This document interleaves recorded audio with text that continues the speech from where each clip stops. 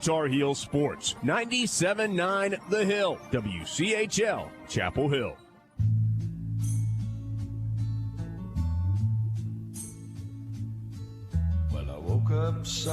Coming to you straight from a Carolina football tailgate party in the heart of the southern part of heaven, from the independent voice of UNC Sports, covering everything from Amos Lawrence to Zach Brown. This is Inside Carolina Live.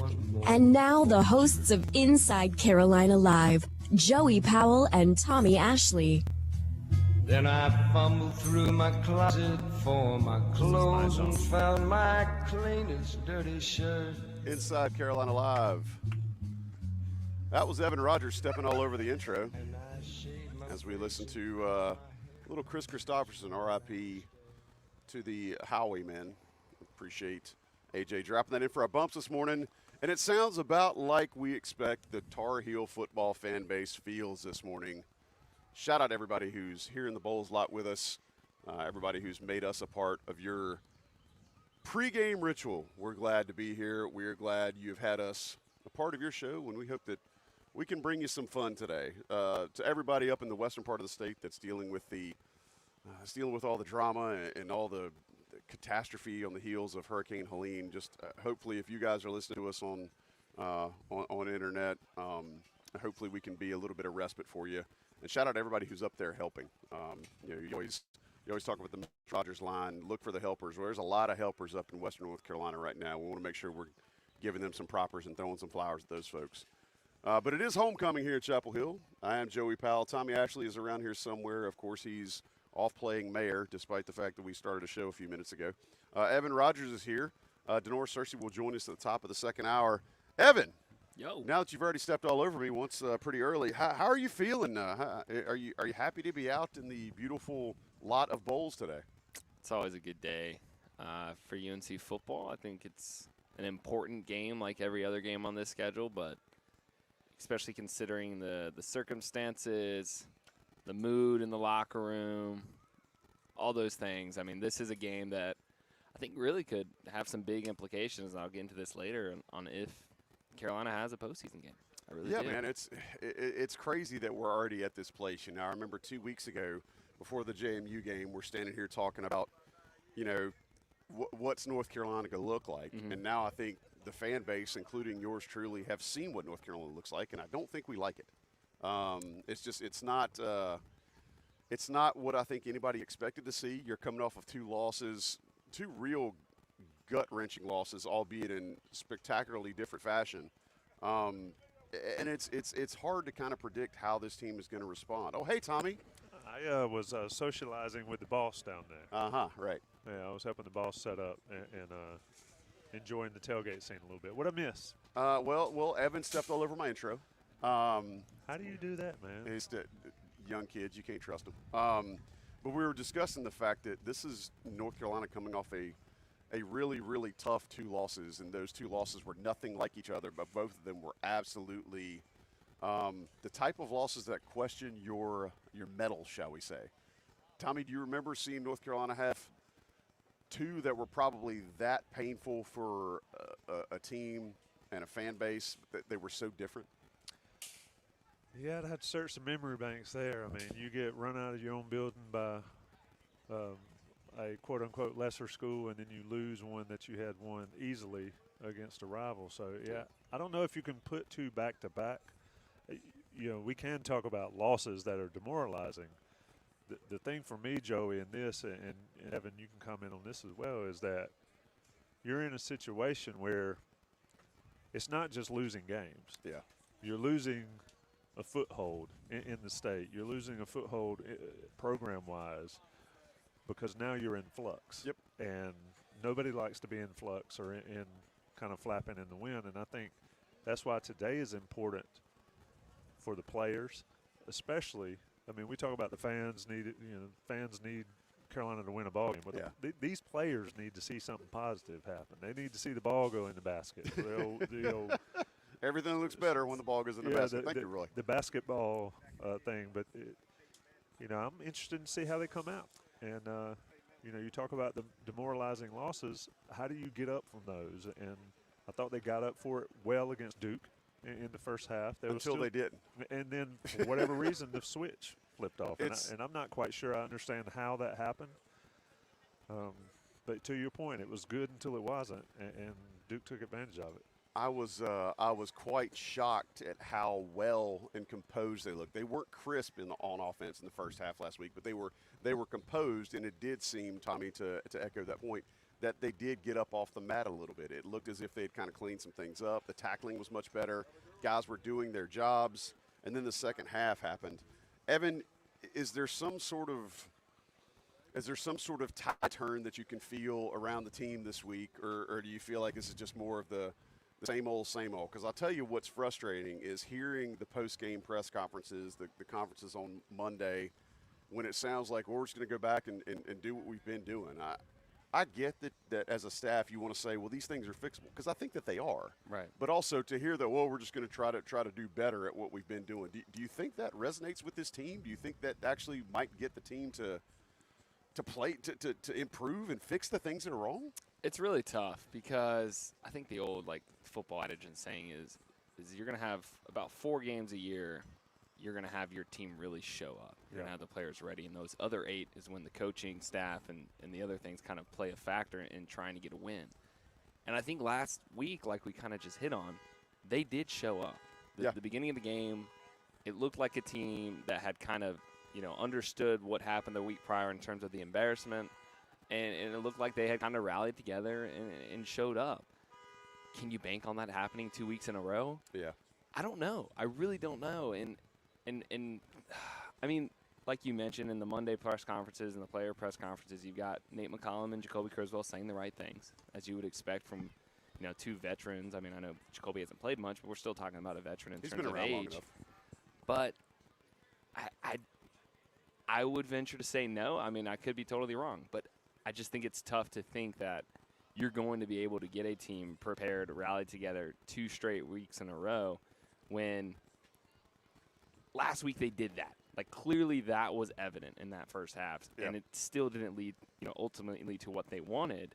So when that doesn't happen, you're going to be able to do that 2 weeks in a row. It's going to be a tough ask. Here's the deal, and this is why I mentioned that these players themselves need to see success. We saw it with Travis Shaw after the game. Right. And I don't know if y'all mentioned it in my brief getting here late. No, you can lead in. Feel free. But he was quite upset after that Duke game. And there were things said, paraphrasing, it was supposed to be different. It was supposed to be this. It was, it's just the same old stuff. That's why this team needs a win. These players need a win. And it's up to the coaches to get that done. And I've always blamed the adults in the room when it comes to this stuff. And the players get tired of hearing, we got to fix it. We need to fix this. We need to fix that. And they're trying to do what they're told to do to fix it, and then it doesn't happen. So the question is the fix the right thing? And that becomes – You mean is the medicine the right thing for this disease? It's okay, you've got a fractured ankle, I'm going to give you some antibiotic. Right. I mean, that type thing is – that's where you start getting the questions that can really be damaging to the program itself, not just this team, because other teams feed off of it. We all see how folks, the vultures like to come in and say, well, this is an issue. Carolina's always played soft, blah, blah, blah, blah. You hear that.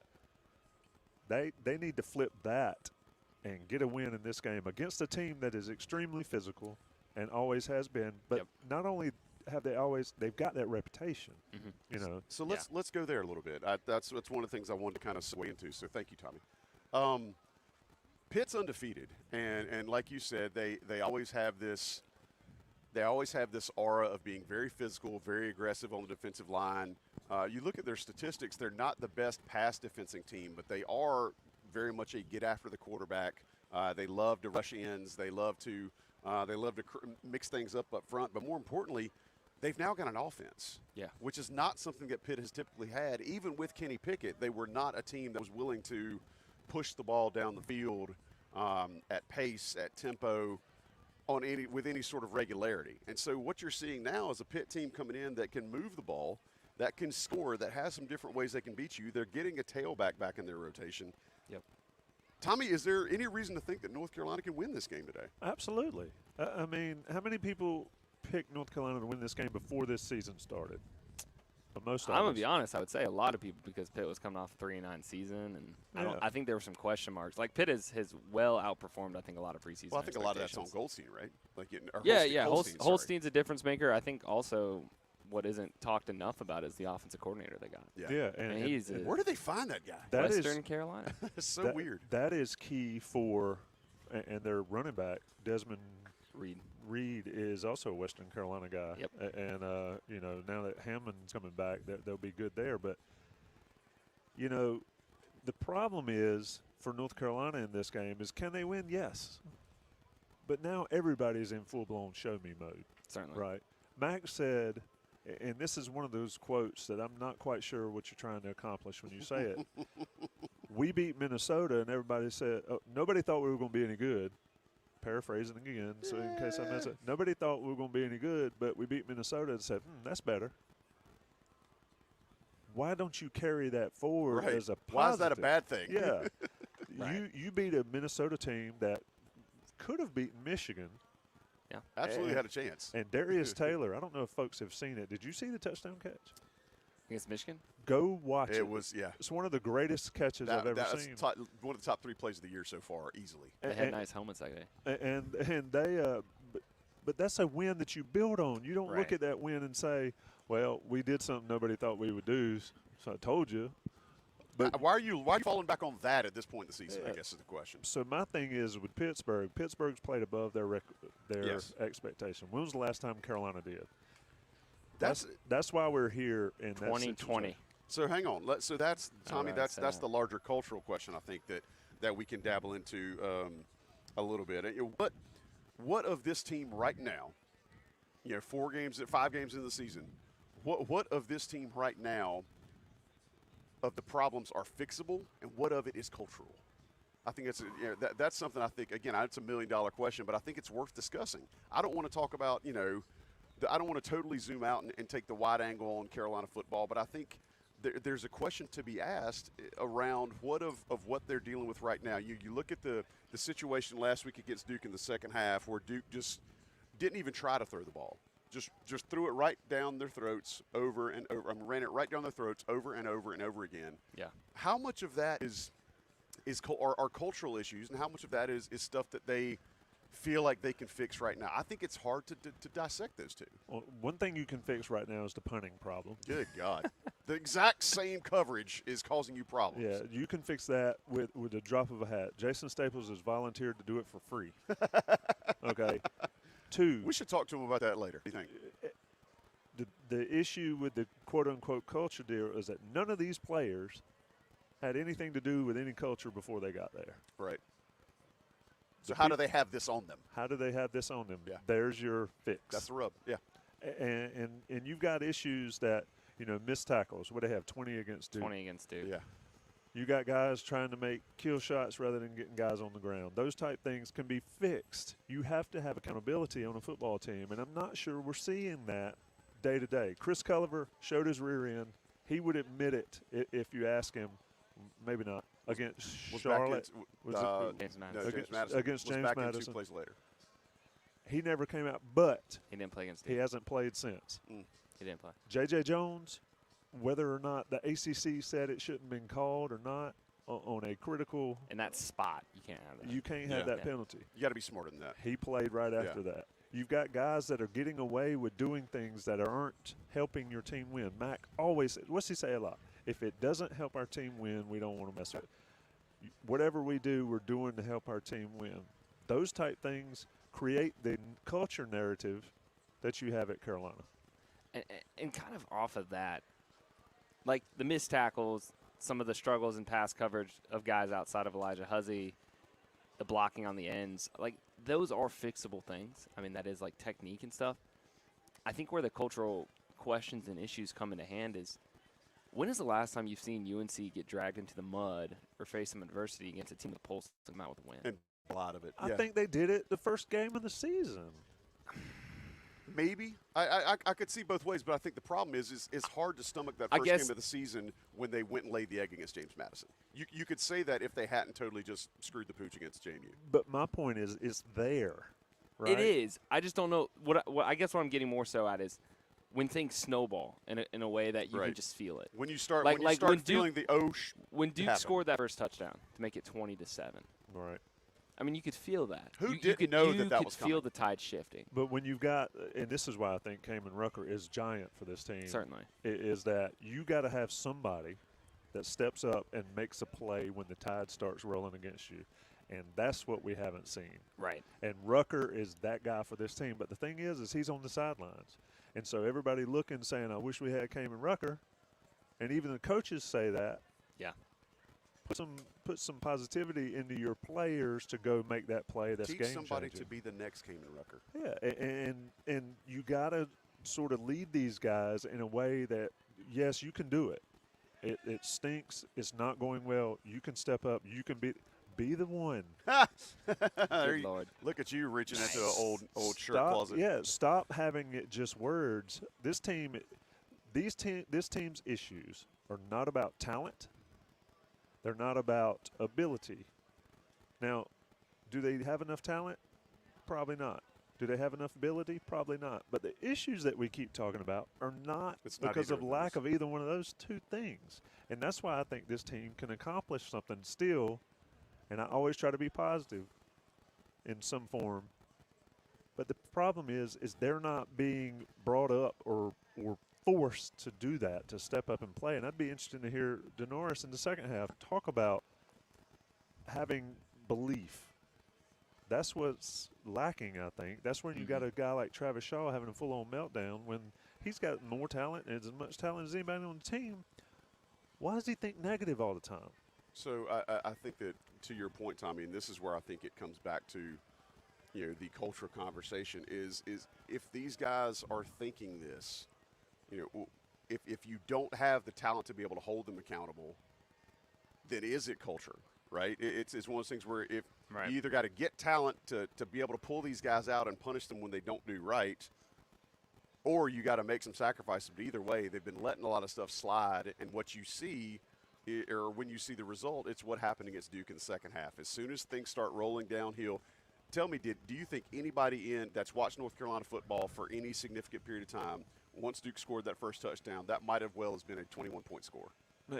I think everybody thought that's being in the stands, you could feel it coming. You could exactly, and the thing is, where the big problem comes in is Duke knew that. Yeah, I think Duke knew that, and they realized. So when you have a coaching staff that acknowledges where the weaknesses are and is willing to make some changes and stick with it, what you saw is Duke running the ball. How many times have you ever seen a team down 21 run the ball and feel good about it? Oh, and also they start having success with it and turn the tide of the game. How many times have you seen a team up by 21 and facing a team that is running it every play and still have light boxes? Yeah. That is one of the things, and I like Jeff Collins, but you can't have light boxes against Duke when they've got a quarterback that could not throw it. Could throw a cat out the house. Yeah, I mean, it was unbelievable. Malik Murphy completed 8 passes in the second. Yeah, but he completed 1 down the sidelines. Good one. And it's like everybody stood up and said, "Oh no, here it comes! Yeah. Let's go nickel and dime." Yeah. When Duke said, "Okay, do that," Manny Diaz said it, and that is coaching aspect of this that I question whether it's fixable or not, because it's been a long time with the same type coaching issues. When you change everybody, I said on the radio show the other day, you change all the light bulbs in the house. And nothing, and the lights, it's still dark. And it's still dark. It ain't the light bulb. Yeah. All right. So, Tommy, let's take a quick break. We'll be right back. We'll have Evan bring in some coach speak for us. We'll talk a little bit because there's plenty to dissect there from what we're hearing from the coaching staff, what we think they mean, what they are saying, what they're not saying. I think is also a fun thing to look at too. So Evan will bring that in. We'll talk to Jason Staples live at the bottom of the hour. We'll see if we can't find out a little bit about his offer to fix special teams for free. Top of the second hour, Denoris will join us. We'll talk a little bit with him about, what he remembers from homecoming games. We'll see, like Tommy said, how he saw accountability play out in some of the teams that he played for. If you want to interact with us, jump in on the show YouTube right now. Chat's open. We'd love to hear your questions. Hit us on Twitter at Inside Carolina or on the game thread on the message boards. You know that we will give away Johnny T-shirt gift card to whoever has the best questions. Go ahead and dump those in those respective outlets, and we will pick one of those, talk about them in the second hour, and give somebody some Johnny T-shirt goodness. We appreciate you being a part of the show today. I'm Joey Powell. This is Inside Carolina Live on 97.9 The Hill, WCHL. Hey, I'm Eric Church, and you're listening to Inside Carolina Live. Hello, friends. This is Mark Ponce with Chapel Hill Tire, and I have big news. Our biggest, bestest, hugest Michelin sale ever is being extended to November 6th. Save up to $180 when you purchase 4 new Michelin tires. Go to promotions.chapelhilltire.com for full details of the extended, biggest, bestest, hugest Michelin sale ever. If you are thinking you might need new tires, now is the time to drive happy, Chapel Hill. For over 20 years, there's been no better place online for the Tar Heel sports community than Inside Carolina. Exclusive recruiting information, in-depth team analysis, insightful podcasts. There's nowhere else that you'll find the level of daily content about the Tar Heels than InsideCarolina.com. Join the best community for Tar Heel sports around. The Tar Heels are your hometown team, and Inside Carolina is your hometown site for Tar Heel sports. Every day when I'm trying to finish my crossword, people always come up and ask me. They say, Stan, you seem like you're good with money. What kind of retirement planning tips do you have for me? Well, first I glare at them so they know not to bother me next time. And then I slide a business card over to them. John Stillman at Rosewood Wealth Management. He's the guy for me. Online at meetwithjohn.com. Stanley Hudson isn't real and therefore isn't compensated for this endorsement. However, Carolina Wealth Stewards doing business as Rosewood Wealth Management is a real registered investment advisor in the state of North Carolina. Here at Bold Commercial Real Estate, we help you find the perfect spot and negotiate great lease terms for your new business. But we don't stop there. I'm Lou, the Bold team member who has owned and operated restaurants and retail businesses for more than a decade. I can help with the details specific to this industry, ranging from ABC permits to hiring staff and everything in between. So get in touch with us. Go to boldcre.com. Hey, Jack. Hey, Lee. Here at Alma's Jewelers, things are beginning to feel like fall. I'm particularly excited about our new fashion line by Noam Carver called Ray. I love that line. It has the elegance we know from their bridal jewelry with a contemporary, delicate style. It's been very popular and makes a wonderful gift. Good point, Lee. It's not too early to start thinking about holiday gift giving. Oma's Jewelers in Eastgate Crossing is the place for the most beautiful gifts in Chapel Hill. Oma's Jewelers. The name means diamonds. Let's engage. Online at omasjewelers.com. New Hope Church offers so much more than just Sunday services. Hey Tar Heels, I'm Adam Bishop, senior pastor here to share about all the ways you can connect in community and make new friends regardless of whatever season you're life in. Maybe you're a new parent, maybe you've got elementary age students, maybe you're a college student, a young professional, empty nester. We have multiple ways for you to connect and make friends with people who are in the same season of life, and here's the good news. There are a variety of options to fit whatever your busy schedule may look like. So check out our website, newhopechurch.org, to see all of these group opportunities for you to both make new friends and experience hope.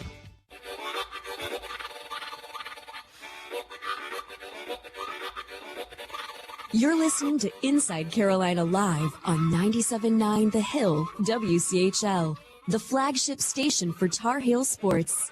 And now the hosts of Inside Carolina Live, Joey Powell and Tommy Ashley.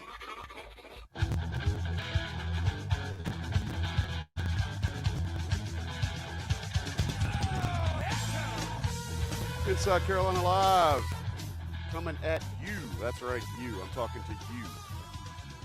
Out here in the Bowls lot, beautiful day. Again, we've been really blessed with the weather so far this year. Absolutely Chamber of Commerce type day. Thomas Ashley has returned. He has his biscuit of choice, so I'm assuming he feels ready to chime in. Tommy, we gotta sit back, eat our breakfast, and let Evan drive this segment. We'll do a little coach speak. Evan, what have you for us today, sir?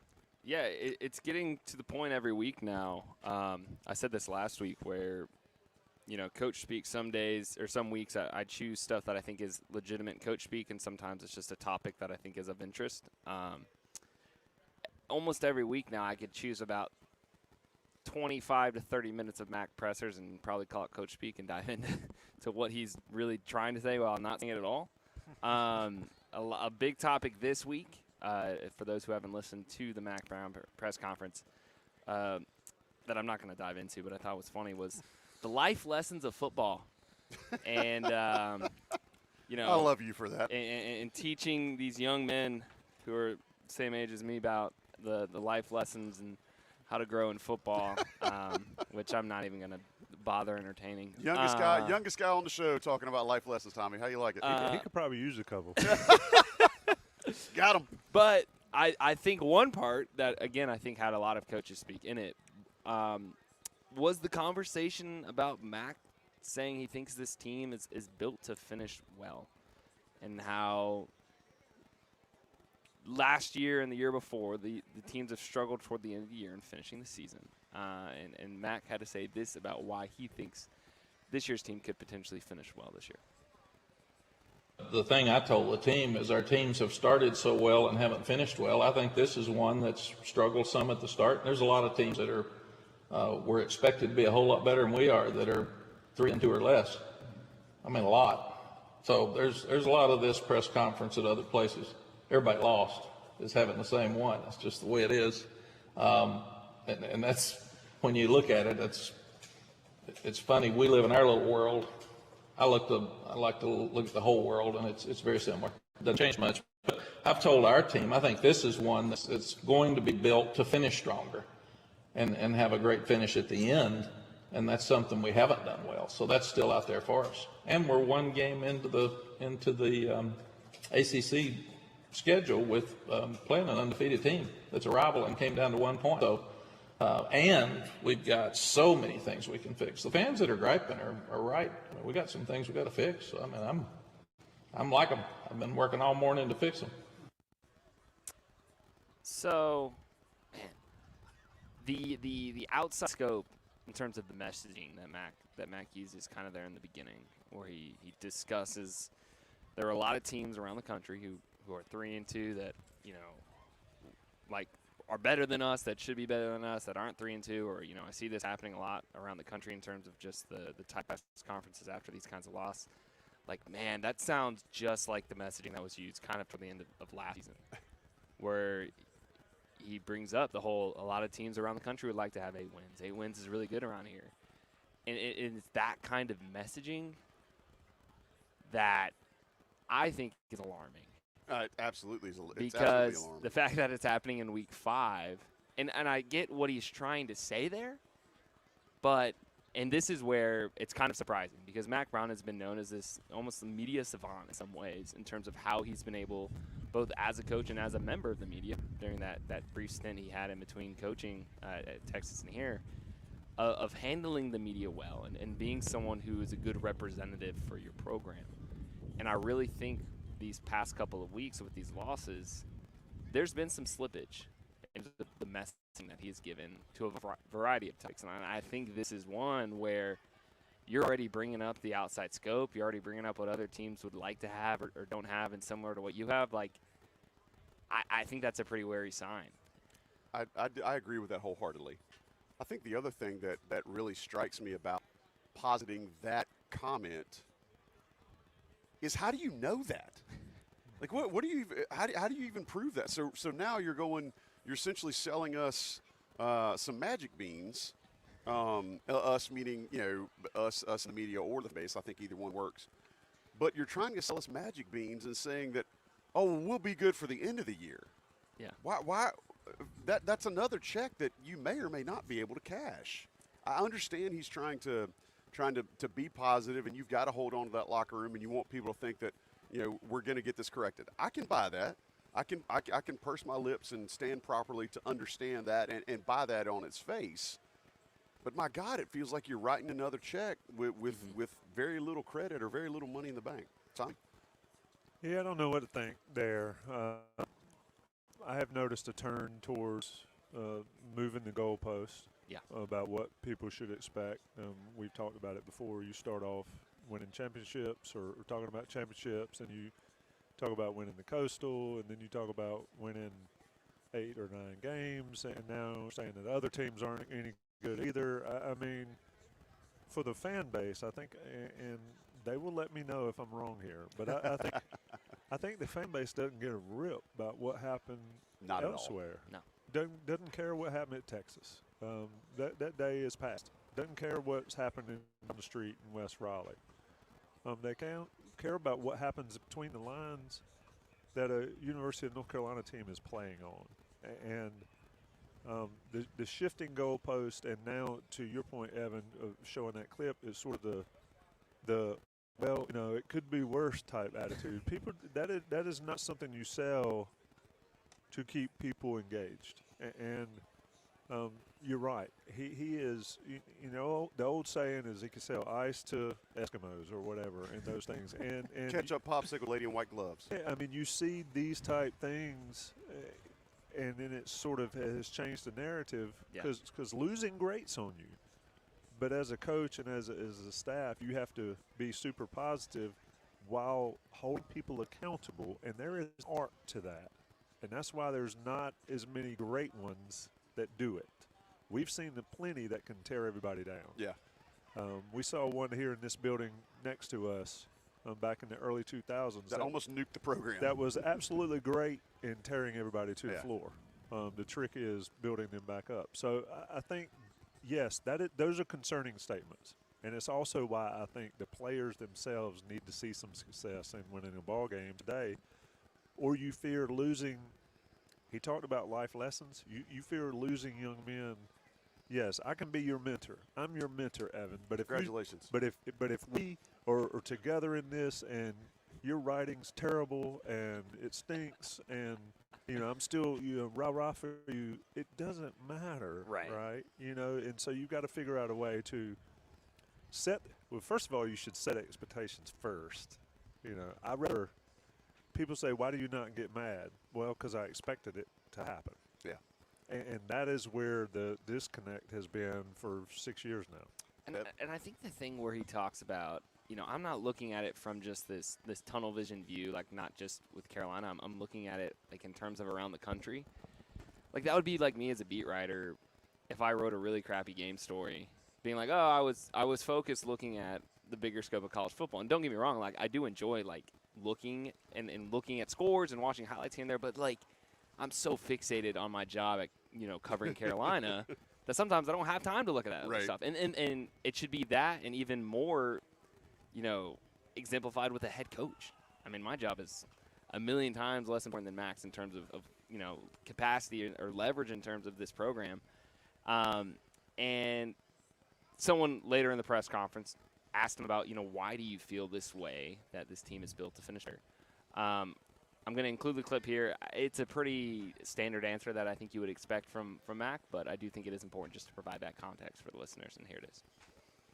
I think the biggest thing would be the number of people we're playing on defense is where we should be built to stay healthier, and we've already lost Kamen for the first, 3 of the first 4 of the first 5.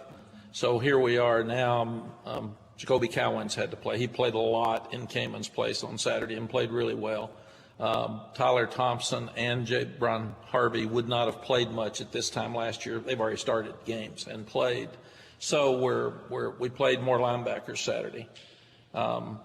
We played 4 corners Saturday. So defensively, where we've been giving out at the end of the year, we're playing a lot more people. So I really hope that will make a difference. We're not able to play enough people in the offensive line. We wanted to, and we've had too many injuries, so that's really set us back. But you're playing 3 tight ends. Lonnie's playing a bunch of receivers. We're going to have to play more running backs. We can't just play Omarion as much as he is. He's going to have to get some help. And Caleb Hood's healthy, so I think we'll start seeing him more. So you've got Caleb Hood and Bullet, Davion Goss, Bullet, excuse me, is his nickname, to play. So, and if Barlow gets back, we've really missed him. We thought he would be a huge factor, and he hadn't played except 5 plays, I think, 6, whatever it was, against Minnesota. That's where I agree with Matt. Yeah. Here is they played a lot of guys. You get Rucker back. You got Jacoby Criswell's getting more and more comfortable and all. Going back to the comparing what other teams have done, there's a big difference in losing to Clemson and Tennessee than losing to Duke and James Madison. but to shift it to the second to the second point is I do agree that they have done more early in the season to have success later in the season. The issue is going to be, and it's been the same case, is the schedule gets harder. Yeah. So you could technically be a better football team and still not win these games, and then what? Well, I was going to say that's the point where I kind of want to play a little devil's advocate in that when UNC had these lulls at the end of the season, a lot of Mac's messaging was the schedule is harder at the end of the year. We played tough teams. You know, they lost to Clemson. They lost to NC State on the road. I wonder if Mac is looking at how UNC's schedule is shaping up at the end of the year, and he realizes it's not the case. I think early in the year when you looked at that schedule and you saw – I mean, I still think, obviously, at Boston College, I think is a game that people probably in the preseason didn't think would be a tough game, but it's a tough game now. Is at Florida State tough? The environment might be. I don't know if the team is. Talent-wise, they got plenty. Is home against Wake Forest? Should not be. It was James Madison. Is home against NC State? NC State until you show and prove. Let me ask you this. In terms of the teams, who are the three better teams? Duke, Pitt, Georgia Tech, Florida State, NC State, Wake Forest? I would say Duke, Pitt, and Georgia Tech are better. Yeah. And I think that's why maybe, and again, it goes back to just this messaging issue he has, in that is he setting himself up, and that maybe he thinks the schedule isn't as strong at the end of the year, and that's why he believes this. In just kind of, flipping backwards what he did last season when UNC did struggle, I don't want to say excuse because I don't want to, throw him too hard under the bus, but in some ways it is an excuse. It's an excuse. When you're like, I think they would say the same thing. When you're like, I mean, well, the end of the year, the schedule really ramps up. And I mean, so what does that mean? Does that mean you guys can't be good teams? I mean, right. There's a flip side to everything that you're saying. There's a lot of hypocritical statements that I think have really shown their head, I think, this season early on, especially with just how these losses, like we've mentioned, have just been backbreaking in their own, unique and separate ways, so that players are seeing that kind of messaging. I mean, therein like lies I'm a kid, like I'm on social media way too much. I see everything. Those players see everything. They got Twitter, they got Instagram, they've got Snapchat. So if you're saying that to the media, what is being said behind those doors, and how is that resonating with the players? Yeah, I mean, for me, that is the deal. There is if I am as a player, you tell me or you say to the world, what happens behind closed doors is one thing. What happens in the press is another. You say, well, nobody thought we'd be any good anyway, and basically the rest of that quote is, and we're not. Right. And so the thing is that's why they talk about every one of the weeks is a standalone thing, and they got halfway there against Duke to get back, but now they've got a Pittsburgh team who I think is probably top 3 best on the schedule at the moment, and so you have the opportunity. You hope that the players, and we'll find out, are still super engaged. They do not want to lose football games. I don't care. Professional athletes don't want to lose football games, and they get paid a ton of money. Nobody wants to be a loser. So the players are still engaged fully. It's the coaches' jobs to get them to where they need to be to win a game like this on Saturday, despite everybody not thinking they can do it. And Pitt is a team that has not had a ton of success against North Carolina, especially here. So we've talked about this team being record-breaking for all the wrong reasons. There will be another chance for that today if Pitt can come in and try to steal one from the Tar Heels on homecoming.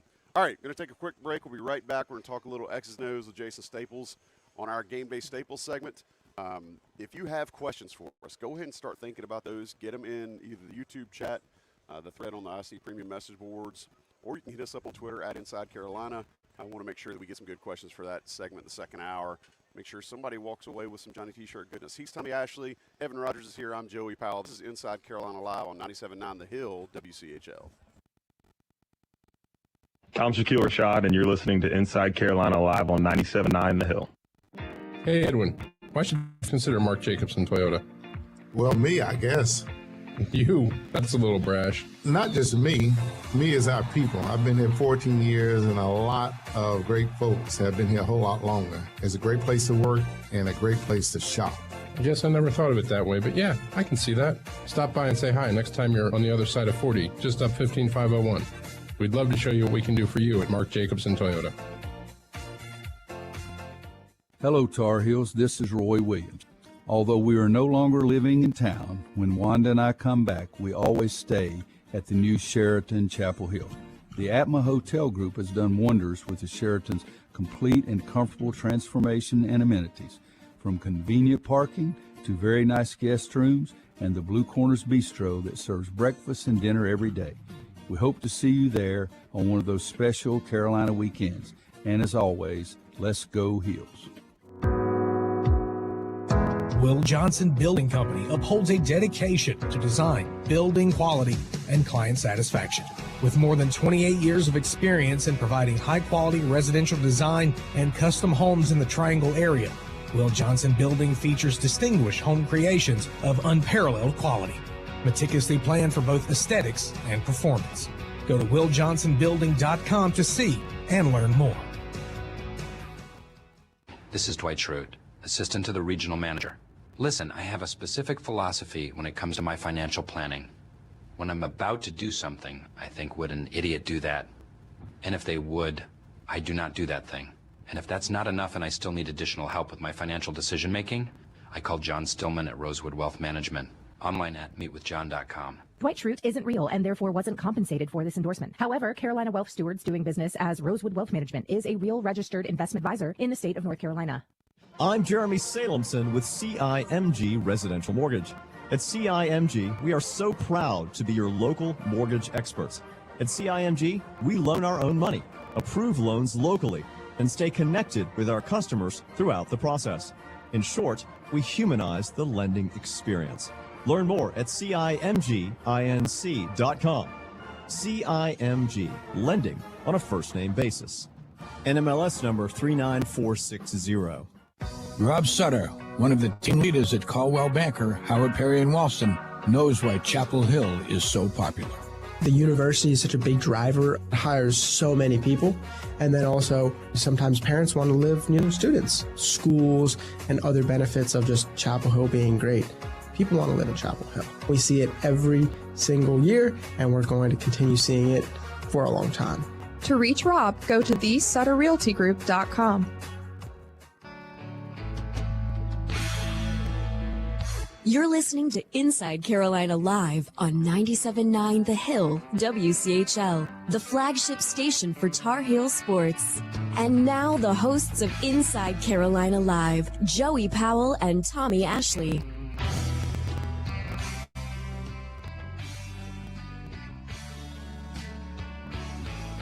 Inside Carolina Live. Getting you ready for Tar Heels v. Panthers homecoming action. I'm going to go ahead and tell you there's, if I don't die, there's some strong, good grill odors out here today. And I think because it's an early morning tailgate, the proliferation of bacon in the air is just absolutely amazing. I always like to try to segue Staples, and I don't think I'm going to make a bacon segue. I think I'm going to make a proliferation segue.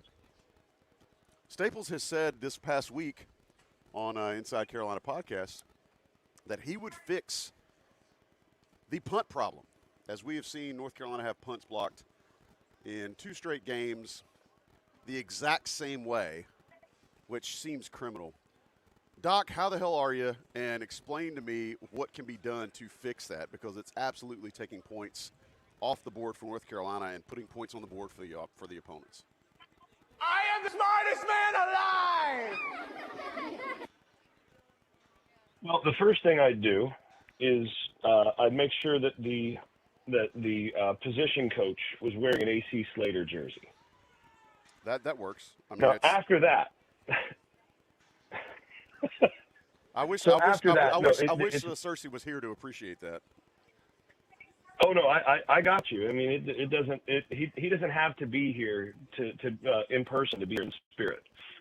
So in any case, after that, it's very simple. If they want to run the 2 shield formation, which they're doing, where you have 2 guys in the backfield to the right of the punt formation, like they've had on each of those block punts, and they had one like that last year. If you're going to run that particular formation, then you have to do what's called an angle snap, where you have the long snapper does not snap it directly behind him. He snaps at an angle so that the punter catches it behind the left guard. And the design of this is real simple. It's based on how fast a person can run the 18 yards from the end of the line of scrimmage. It's an angle, right? And how long is that 18 yards behind the long snapper and the punter versus then the hypotenuse. We're going to get into some geometry here. How far is that hypotenuse between the end man on the line of scrimmage and that point, which is now longer than 18 yards, right? It's 20 yards for where they've been snapping it directly behind the snapper. If you move over behind the left guard, now that's like 23 yards, and you have a bad angle to get around that shield as the end man. You have to bend it. And once you have that guy actually cannot physically get there. You don't have to block him. That's one of the benefits of running the two shield formation, is you only have to block the two inside guys on the outside of that on the end man of the three guys on the end man, or the end of the line of scrimmage. The end man, the final end man, is completely irrelevant because he physically can't get there. You could put Tyreek Hill there, and he's not going to be able to get there if the punter has the standard, order of operations and, doesn't big time bobble the snap or anything else. It's just a matter of angles. The guy's going to kind of be in the neighborhood, but he's going to be at a bad angle and not be able to stretch out and get it. Real simple. But if you run that and you snap it directly behind the long snapper, I'm not sure that you or I couldn't get there in time. And neither of us is in our prime. We're not exactly in our peak, as they might say. But that's an angle that is very much doable for an end man on the line of scrimmage. And guys who, every special teams coach who's been going against North Carolina has been watching this, has been looking at this and going, really? And they just put three guys on the end, and you have that last guy do it.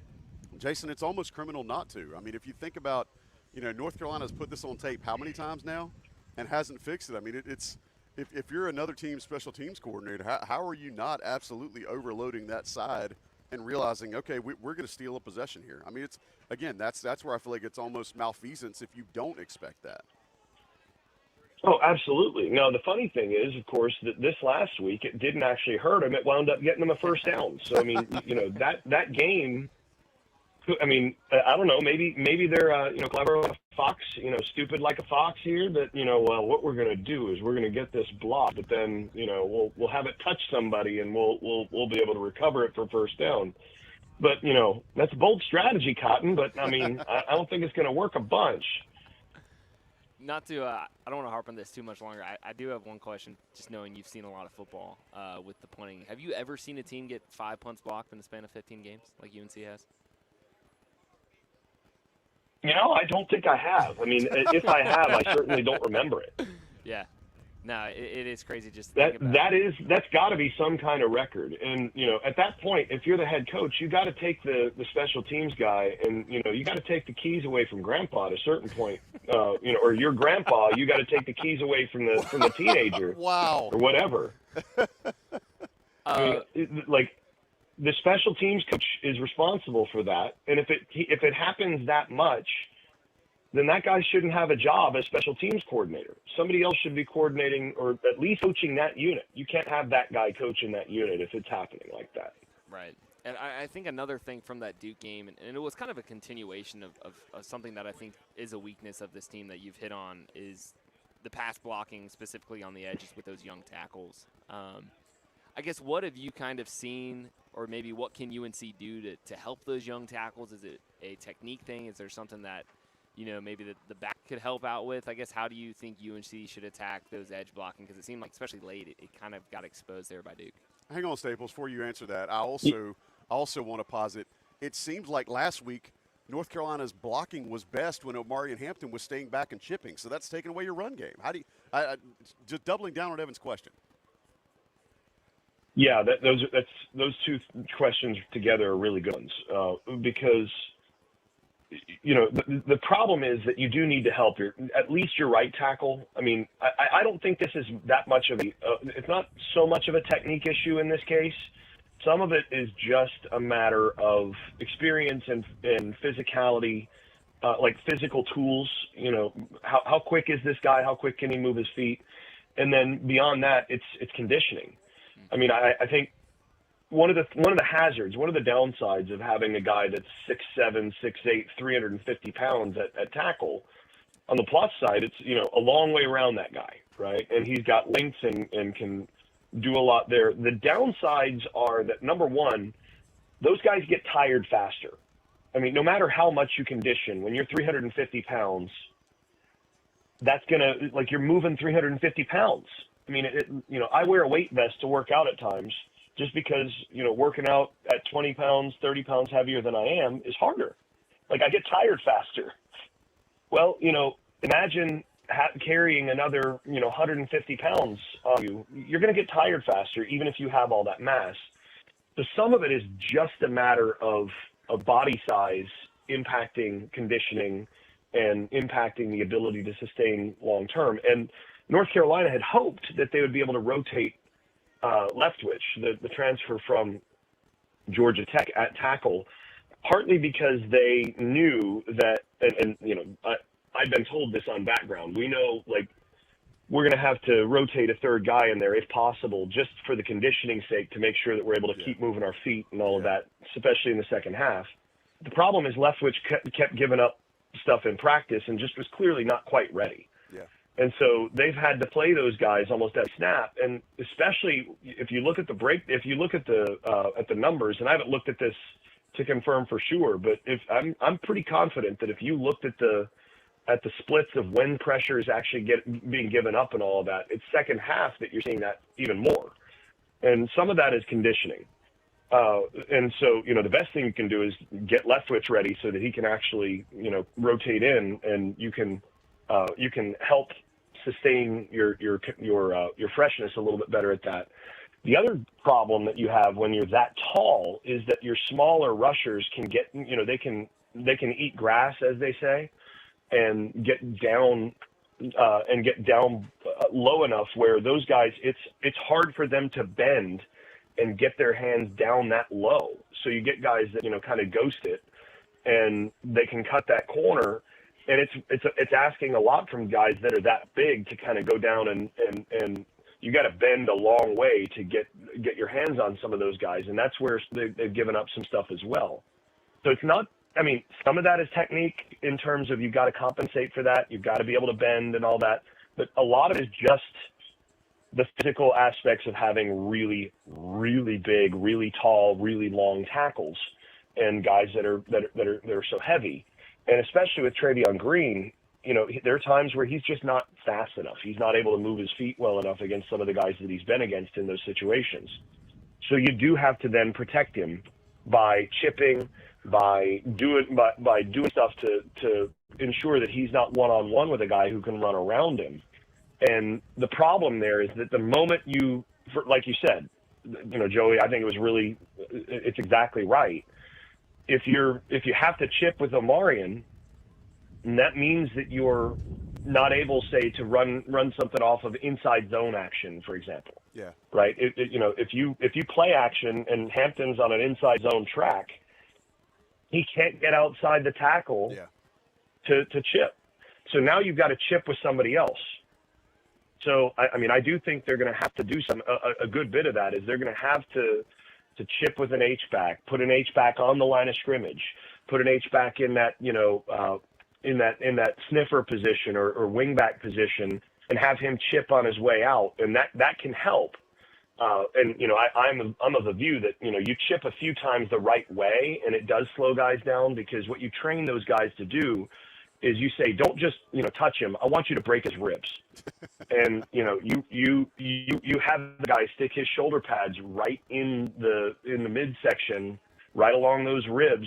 You wait for that guy to make his move, and then you have that guy come in from, sort of almost blindside and put his shoulder pads in those ribs. And it's like in boxing where, you go to the body to weaken the guy's punches. because, you take a few shots to the midsection and it affects you. So you have to do that. I think you also, the problem though is that when you start chipping, when you start helping those tackles, teams are going to green dog you. Okay, if that guy blocks, you go. And so they're going to, the defense can counter. If you're protecting a guy by blocking in certain ways, they're chipping the edge, we're bringing an inside backer now that the back would ordinarily have. So there's a lot of those things that you have to do. So then you have to, get creative. You have to jet sweep action to the side that you're having trouble with. Why? Because the end has to get wide to honor the possibility of the jet fake, right? You play action with wide zone to the side that you're having the most trouble with. Why? Well, because that's going to widen the angle there, and your quarterback is going to be dropping back with a little bit longer angle. So there are things you can do, but it does sort of limit how much you can do some of the things that you might otherwise want to do, because you're having to call protections and call certain things around the capacity of your guys to be able to do this stuff. Doc, we appreciate it, man. Thanks for making time for us on a Saturday. He is Jason Staples. You can hear he and Tommy Ashley and Buck Sanders first thing tomorrow on the Day After podcast on InsideCarolina.com. Doc, enjoy your Saturday. Take a little trip to Bed Bath & Beyond, Home Depot, whatever you feel like, and we will talk to you very soon. All right, appreciate it. All right, you man. guys too. That's Jason Staples. If you are kind of looking for a way to analyze X's and O's for this Tar Heel team, Doc can do it, and he's always one to give some insight, not only from as much football as he's watched, but the guy's also coached quite a bit too. So you're getting a unique perspective when you talk to him. And I'd love for things to be a little more basic for the Tar Heels. That's not the case right now. All right, we'll take our last break of the hour. We'll come right back after this one. Denora Searcy will join us, do a little memory lane talk, and we'll try to talk about his history from when he was playing for the Tar Heels and what homecoming memories he has. Evan Rogers is here. Tommy Ashley was here. I'm Joey Powell. We'll be right back on Inside Carolina Live on 97.9 The Hill, WCHL. I'm Landon Turner, and you're listening to Inside Carolina Live on 97.9 The Hill. It's time for the Chapel Hill Tire Drive Happy Drives of the game. In a tough loss against Duke, Carolina's offense was outstanding in the first half, with 2 passing touchdowns to help build a 20-0 lead over the Devils. 10th play of the drive will be 4th down. Heels just 1 for 4 on 4th down this year. Criswell going to pull it away from Hampton, roll out to the right. He's going for the end zone and has it. Touchdown! Everybody thought it was going to Hampton. The Tar Heels go to the air and find J.J. Jones for 6. 5:51 to go, second quarter. Duke gets into the neutral zone again. No flag is thrown, but the ball is to the end zone. Touchdown, Carolina. Yes, sir. Heels up 16-0 with the PAT on the way. That was this week's Chapel Hill Tire Drive Happy Drives of the game. Save $25 and you spend $75 or more at any of Chapel Hill Tire's 11 area locations. Find and click on the Drive of the Game banners on chapelboro.com for full details, and drive happy, Tar Heels.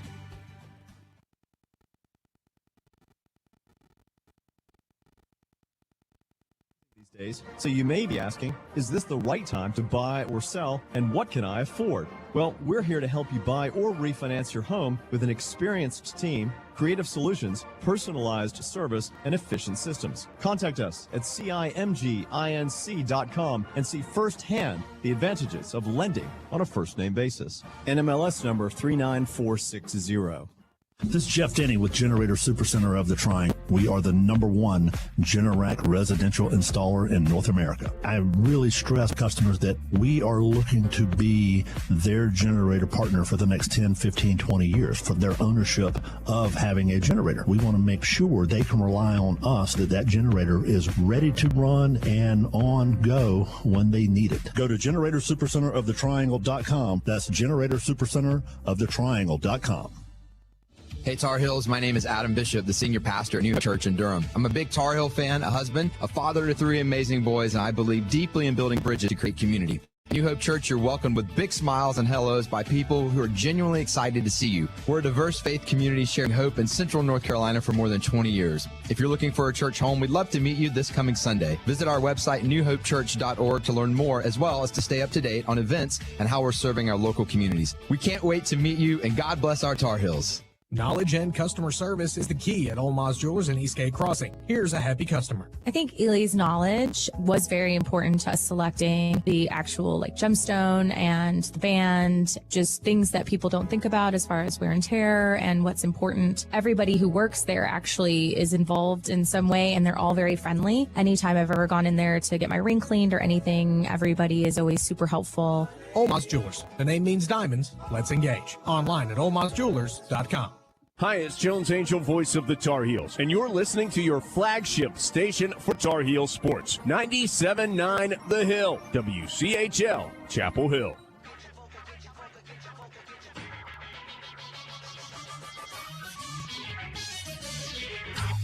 Coming to you straight from a Carolina football tailgate party in the heart of the southern part of heaven, from the independent voice of UNC sports, covering everything from Amos Lawrence to Zach Brown. This is Inside Carolina Live. And now the hosts of Inside Carolina Live, Joey Powell and Denoris Searcy. Inside Carolina Live, Hour 2. What is up with you and your family? Tell your mama we say hello. This is homecoming. Tar Heels hosting Pittsburgh today. Denoris Searcy usually joins us top of the second hour. Is here. Do a little flashback, a little memory lane. But we figured when you rolled up from the tailgate that stole the chairs from the church, you brought the birthday boy Marquise Williams with us. So Evan and I's job right now is to get the hell out of the way and let y'all tell stories. So Searcy, I want you and Queese to talk about. I'll let you go first, D. But tell me your favorite homecoming memory, and Marquise, I'm gonna let you do the same thing when he raps. Favorite homecoming memory? Well, one, I never lost here on homecoming. So that's never lost. So that's a plus. So you know we partied afterwards. So that would be my favorite memory of homecoming. The parties afterwards, especially after a good win. Yeah, I always loved them. Yeah. Queese, what about you, man? Was the Duke game your senior year? Was that homecoming or was it Miami? Now, I want to say my favorite ever was Pittsburgh. Okay. I think I had like 2 rushing, 2 passing, and I think a receiving. It's a fantasy feast right there. Good Lord. We were down, and Vulture. it was something that sparked me, and I just took over that game. It was here, but it was fun. I actually think Searcy was actually in the stands too. Kevin read it. They was all on the, I want to say near the tunnel. So I think I ran the longest touchdown. And I was carrying the football like this, like it's a loaf of bread. Yeah, remember it. And those guys were on that side. So I would say that was probably the best homecoming game for me. Yeah, because we were yelling "tuck it." I was getting ready to say, defensive players. You know, one of them's got the instinct to peanut punch that. Exactly. Right we were saying "tuck it."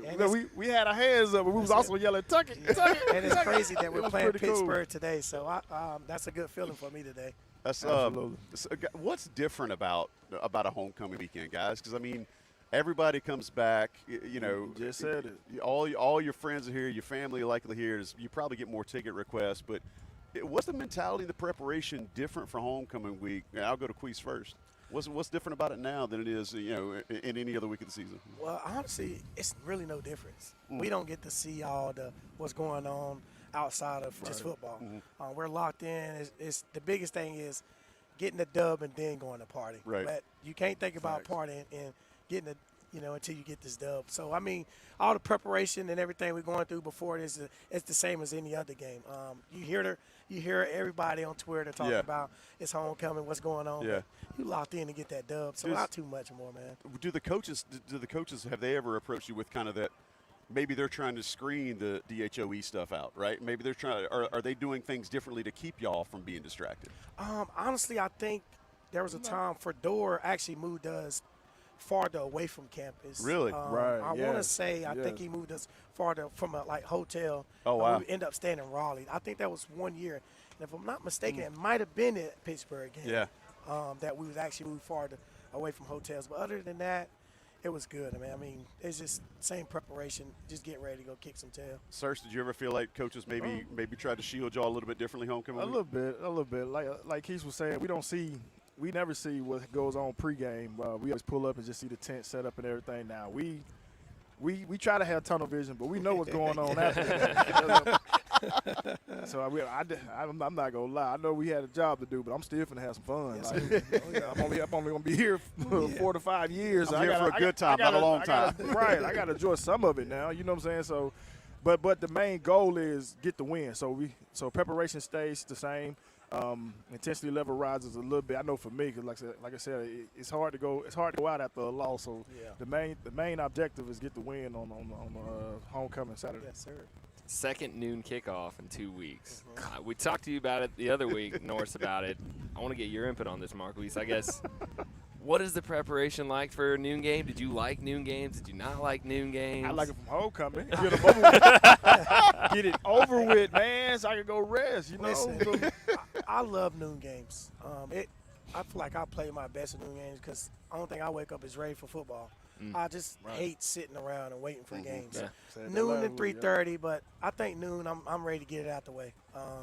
Like you said, even at homecoming, I'm ready to get it out the way. It's time to have some fun after this. So I feel like, I don't have a problem with it unless we're playing a Clemson or somebody that we're going to sell this thing out, or Miami that's going to sell this out at 7:30. But noon games when we're playing, no disrespect to Wake Forest or, I can't say that about Duke now because they just beat us. Right. But you guys get them. I mean, I still say it. I don't care, man. Those games, noon, let's get this over with. But, noon doesn't bother me at all.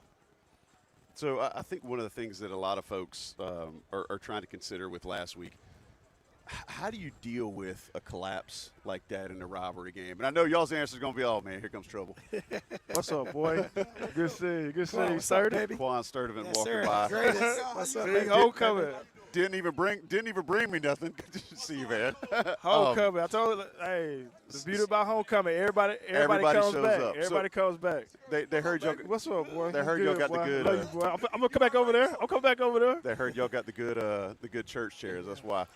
Denoris, listen, how do y'all, and maybe you never had to deal with this, but from your perspective, if you didn't have to deal with it, dream with me. How do you rebound from a loss like you had against a rivalry team last week, where literally it seemed like the second half, just everything was opposite of what was happening in the first half? How do you mentally rein back in and refocus coming into a game week like this? You have to. You see that you got a little lackadaisy, and actually it did happen. My junior year, we went to state, and we was up 21-7 at halftime. And state ended up coming back and beating us 28-21. So. I've been a part of it, of the collapse. You just gotta. We lost focus. Even though we was in their territory, we was up by a good decent amount. We relaxed and allowed them to get back in the game. We couldn't, and to the turn we couldn't stop the bleeding. You know what I'm saying? So they was able to keep the momentum. We had costly turnovers and mistakes late that allowed them to keep staying in the game. Kept giving them confidence. So now that you know, you can't rest and take your foot off the throttle with teams. You got to be able to, when you have them down, finish them. That's the main thing. You got to be able to finish. Queese, same thing to you. What's different when you're coming back from a game like that where everything just seemed to fall apart? What are you guys doing differently that Monday when you get back in the locker room? Well, good thing the season's still young. You still got plenty of games to come back and overcome that adversity. Man, it's tough. That was a tough game. But you feel like everything was going good and just everything went south. But like I say, it's college football. I think, I don't know how many games you get, 13 games, 12 games, a year. And this is the game you come back and you do the same thing, but you look at it different and you go out and you finish teams. What better way to go out and finish Pittsburgh? A 5-0 team who's hot right now. I tell a lot of people this is probably one of the best Pittsburgh teams I've seen in a minute, but Pittsburgh found a quarterback. Yeah. I mean, even with Kenny Pickett. They always had a running game. Yeah, always had a running game. Even when they had Kenny Pickett, though, they weren't willing to. We said this earlier, weren't willing to move the ball down the field. That's they right. will now. Yep, that's it. Right, and that's the biggest thing. I said, this is one of the scariest teams I've seen in Pittsburgh, but what way to get this dub on homecoming? Nobody believe in you. I don't care. None of these fans believe no more. Yeah, right. And that's just been honest. So for us to be the underdog at home, it'd be good to come out and be the undefeated team. Yes, sir. Yeah. You just mentioned it there, Queese, about how this season is still young. And I guess for a fan perspective, some of them might think, 3-2, 2 demoralizing losses in different ways back-to-back. Like, some people might have already checked out. How important is it that it is still early in the season? They've got back-to-back home games where, maybe they can right this ship and get things going. Well, I mean, I was a part of that when Bryn Renner, we were here.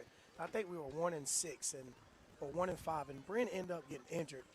And I came in, I think I won the last 6 out of 7. And it's like the mentality changed. It was just different for us. But at the same time, man, it's a lot of football left. And everybody's already jumped off wagon, and now everybody's just here to party, tailgate, leaving. The stands are not getting packed, and that's fine. Just go out and win football games. That's the biggest thing. Win football games, man, and overcome this adversity. And it shows the true character who you are if you can overcome some adversity. And that's what they have to do today. This is the moment you want to have it. 12 o'clock game, homecoming. You got a lot of big-time guys back. Quan Sturvik, Kevin Redditt, Searcy. I mean, these guys are legends, bro. Like, this is what I lived through my whole career. I lived through this. So I knew if they was coming back, I was going to put on a show. And what better to do on homecoming when all these legends are in town, and you better put on a show for us. I said they got Pep in the house. I was just going to say it. Honoring Pep at halftime. So, yeah. And I know, Can we talk about the fact the same way? Like, when I see, like, the older guys come back and watch us play, I used to want to put on the show, for sure. Can we talk about the fact that Pep still looks like he could play today? Yes. Oh, yeah. Like, I played with him his last season in Carolina. Looks like he could put a jersey on today right now. and make an impact. Yeah. Sir, I'm going to ask you, I'll give both of you a chance to do a little pregame pep talk here.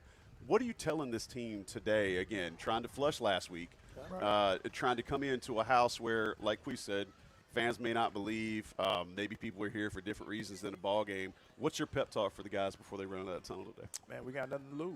We can go out here and shock the world today. Like, people are already doubting us. They writing us off.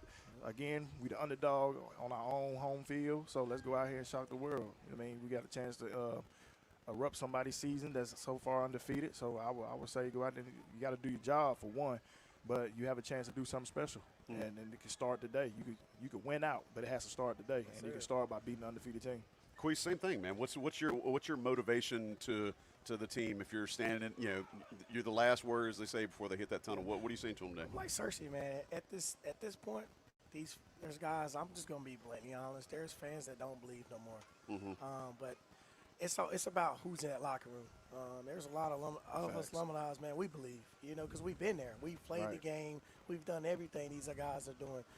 So it's believing what's inside. Just don't worry about the distraction of outside. This team can win games. Y'all know you're capable of winning games because you've won some games. So just go out there and execute on both sides of the football and do your job. Do your job, man. I don't think people appreciate that as much. Do your job. I think people hear that and they think that it's. I think people hear that and they think that that's cliche. Yeah. But really, when you're one of 11, when you got 10 other guys around you, like it's absolutely vital that you do the ultimate team sport. Yes, it's crazy because again, if you get outside of that, everything goes sideways. Right. Is it weird looking at Pitt and seeing the different colors? I mean, I know it's been a couple years now that they changed the scheme, but the bright yellow, the different logo. We're used to the old LaShawn McCoy colors. Yeah. Oh, man. Yeah, I think I played them in the navy blue and goldish. Yeah. But it's not weird. It's kind of it's cool. It's cool. I like honestly. it. It feels more college football. Yeah, I like it. So you got to change it up here and there. Yeah, for sure. But we can't change up. Well, we got Carolina blue, baby. Oh no. Yes, how did y'all? So one of the things that's unique about Pitt is they play in a pro stadium. How did y'all like playing in Pittsburgh? That field is terrible. I wasn't gonna say. I played the Steelers. I mean, I never played Pitt in Pitt, but I played Steelers in Heinz Field. Yes. The big catch-up. First off, terrible. First off, how Charles Barkley said, terrible. Terrible. I don't know, Shaq. That's terrible. That win coming off that river. And then Yeah. they have games, maybe a high school game there Thursday, you might have 3 in a row. college game there Friday or Saturday, and then you play there on Sunday. So it's basically just all chewed up by the time y'all get out there. It's chewed up. I'm not gonna lie, man. It's just something about that feeling of going into that stadium. Really? Like when I was playing, it was just like, God. Now, it's still historic. It's pretty cool, but it's like, oh man, it's terrible. Like, Really? Well, I mean, the other thing I would think about, too, is especially when you talk about the climate, you know, the wind coming off the river, I would imagine playing there in November is pretty stinking brutal. Oh, yeah. December, too. Oh, yeah. Oh, it is. I always played there. Like, if I didn't play them, if we didn't play them I was gonna say, preseason. you might have seen them in the playoffs a couple times. If we played them preseason, we would always play them, like, November, December. Like, because one year we played a Thursday night there on my birthday. And, man, it was so cold. Yeah. I was like, oh, my God. Worse than Buffalo? Hey. It gets cold. It gets cold, though. It's still up north. Buffalo's different now. But come on. Happy to hear some hand warming. I think when we played that Thursday night, when I had the face mask tuck, and that was pretty cold, dude. I don't even know how I even got the ball off, dude. It was crazy. But yeah, I'm like, Searcy, that field is terrible. It's terrible. That's all right. So last question, and we'll let you go back to the tailgate. Searcy, you can't leave till we're done. Queese, I think that sometimes folks, you know, they like to see when you guys make the transition from player to fan. What has that been like for you, especially on a day like today where it is about the fan experience? It is about coming back, seeing your former teammates, you know, seeing all the people out here cooking, you know, bringing chairs from the church, what have you. What is that like? What is that like for you making that transition from a guy that wore the helmet to a guy that now is cheering on the guys that's wearing the helmet? It's like I view the game different. But I also know what these guys are going through because I played the game. But, man, this is probably the best experience because I don't have to prepare for anything. I don't have to worry about y'all got to show up. Disappointing the fans. Make sure your outfit look good. That's it, man. But I think the biggest thing for me is just seeing my, like, the old head guy. I don't like to call it because I feel like I'm old, but seeing guys like Searcy, Kevin, Quan, Bruce. Absolutely. Like, so basically he says Searcy's old, but you're not. Yeah, a little bit. But seeing those guys, man, I love being able to hear their stories. Like I said, I want to hear their stories because I didn't get to actually witness what they went through.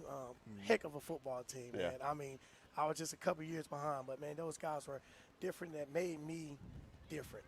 Just being around those guys and coming in on Saturdays, watching them, how they prepare and how they do things. But I'm a fan now, and this is what I love. Sometimes it still gets me like, come on, man, let's do this. But I'm going to hit you with the same question I've asked some other folks. How many remotes have you thrown at the TV? Oh, man, I probably broke like 5 or 6, man. That's the thing. I always say, look, once y'all hang it up and you start watching it, becoming just like the rest of the fans. Oh, yeah. It's for sure. It's now I'm starting to watch them at bars. I can't keep spending money on TVs and remotes, man. So, you throw one at the bar, you might have a different issue. Exactly. Right. Yeah, Evan, you got anything before we let Queese go? It got me thinking about the different jerseys Pitt had. How much did you like the black jerseys? I wasn't a fan of the black. I'm going to be honest, because it wasn't that actually Carolina blue in those black jerseys. So I wish, you know, I know I'm wearing all black.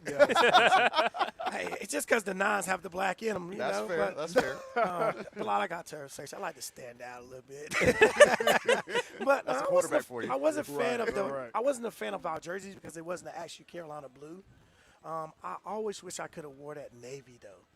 Like that navy, man. That thing looks so good, man. But yeah, I wasn't really a fan of the black, but yeah. Well, Queese, we appreciate it, man. Happy birthday to you. Many it, more. Yes, I know it's the oldest you've ever been, but I hope hope your boys can get you a win today. We're going to take a quick break. We'll be right back with the IC Takeover segment. Evan's going to ask Searcy and I some questions, see if we can't give somebody a $50 Johnny T-shirt gift card. Nice. We'll be right back on Inside Carolina Live on 97.9 The Hill, WCHL. I'm Ryan Switzer, and you're listening to Inside Carolina Live. Hello, friends. This is Mark Pons with Chapel Hill Tire, and I have big news. Our biggest, bestest, hugest Michelin sale ever is being extended to November 6th. Save up to $180 when you purchase 4 new Michelin tires. Go to promotions.chapelhilltire.com for full details of the extended, biggest, bestest, hugest Michelin sale ever. If you are thinking you might need new tires, now is the time to drive happy, Chapel Hill. If you're more than someone who just checks the scores, I want to introduce you to the place for Tar Heel sports, discussion, analysis, and breaking news. Inside Carolina has been the center of the Tar Heel sporting universe for over 20 years, with a team of the best UNC sports reporters around, unrivaled insight, and a vast message board community for round-the-clock discussion with other Tar Heel fans. Your game day begins and ends with InsideCarolina.com. My name is Katherine Hauser, and I now live in a beautiful home fully renovated by Will Johnson Building Company, and we couldn't be happier. Our quote plan was to update the kitchen. I love to cook, and this kitchen needed a lot of work, so we thought we'd start there. And then my husband was like, we're getting you a kitchen. I would love a screened-in back porch. So those were our two things that we had a vision for. It is an absolute full renovation. Go to willjohnsonbuildingcompany.com and see for yourself. Book the perfect space for your holiday party at the Sheraton Chapel Hill, which has meeting space for small, medium, and large groups, including a varied catering menu. The Sheraton Chapel Hill has 6 meeting rooms from 650 to 19,000 square feet. The indoor-outdoor event deck can accommodate intimate to sizable gatherings with free parking for all guests. Go to SheratonChapelHill.com for more details and to book your ideal party space. New Hope Church offers so much more than just Sunday services. Hey Tar Heels, I'm Adam Bishop, senior pastor here to share about all the ways you can connect in community and make new friends regardless of whatever season you're life in. Maybe you're a new parent, maybe you've got elementary age students, maybe you're a college student, a young professional, empty nester. We have multiple ways for you to connect and make friends with people who are in the same season of life. And here's the good news. There are a variety of options to fit whatever your busy schedule may look like. So check out our website, newhopechurch.org, to see all of these group opportunities for you to both make new friends and experience hope. Dana Wicker Cantrell uses compassion in real estate with Caldwell Banker, Howard, Perry, and Walston. Where I find people get the most emotional about selling their homes is when they have to get rid of furniture that's been in their family. And I advise them, all the people that have ever downsized with me, none of them have come back and been upset. We're talking later and they say this was the best thing I've ever done. There's a bit of a release when we can let go of these things. For more information, go to DanaCantrellRealty.com.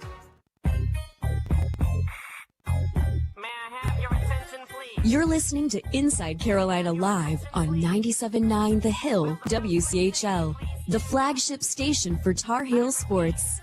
And now the hosts of Inside Carolina Live, Joey Powell and Denoris Searcy.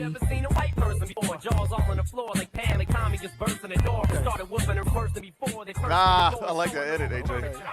Inside Carolina Live. That is a brave choice, throwing some M to bump back from a break. I appreciate the gumption it took to drop that into rotation, sir. Well played, well played. I'm Joey Powell, Denoris Searcy, Evan Rogers here joining me, getting you ready for Tar Heels and Panthers coming up here at noon. Kickoff will be on ESPN The Dose. So it should be at least it's on ESPN Regular, not even ESPN The Dose. But this is the type of time of the show where we like to give you guys a chance to ask us some questions, and hopefully we can give you some decent answers, and then we'll give the winner $50 to our friends over at Johnny T-Shirt. Evan, give me some good questions, please, sir. We're going to start it off with Yancey Collins. They ask about the running back room and what you expect, not only from Amarian, but some of those other guys. I think it was earlier this week, the update on Darwin Barlow was that he was going to practice throughout the week, monitor, and see if he could potentially give it a go. Last weekend at Duke, Amarian logged 72 snaps. That's insane. That's a lot. That's insane for a running back. And I'm pretty sure, might have to fact check me here, I'm pretty sure he leads the country in carries this season. I can appreciate the fact that they recognize that they have a bell cow.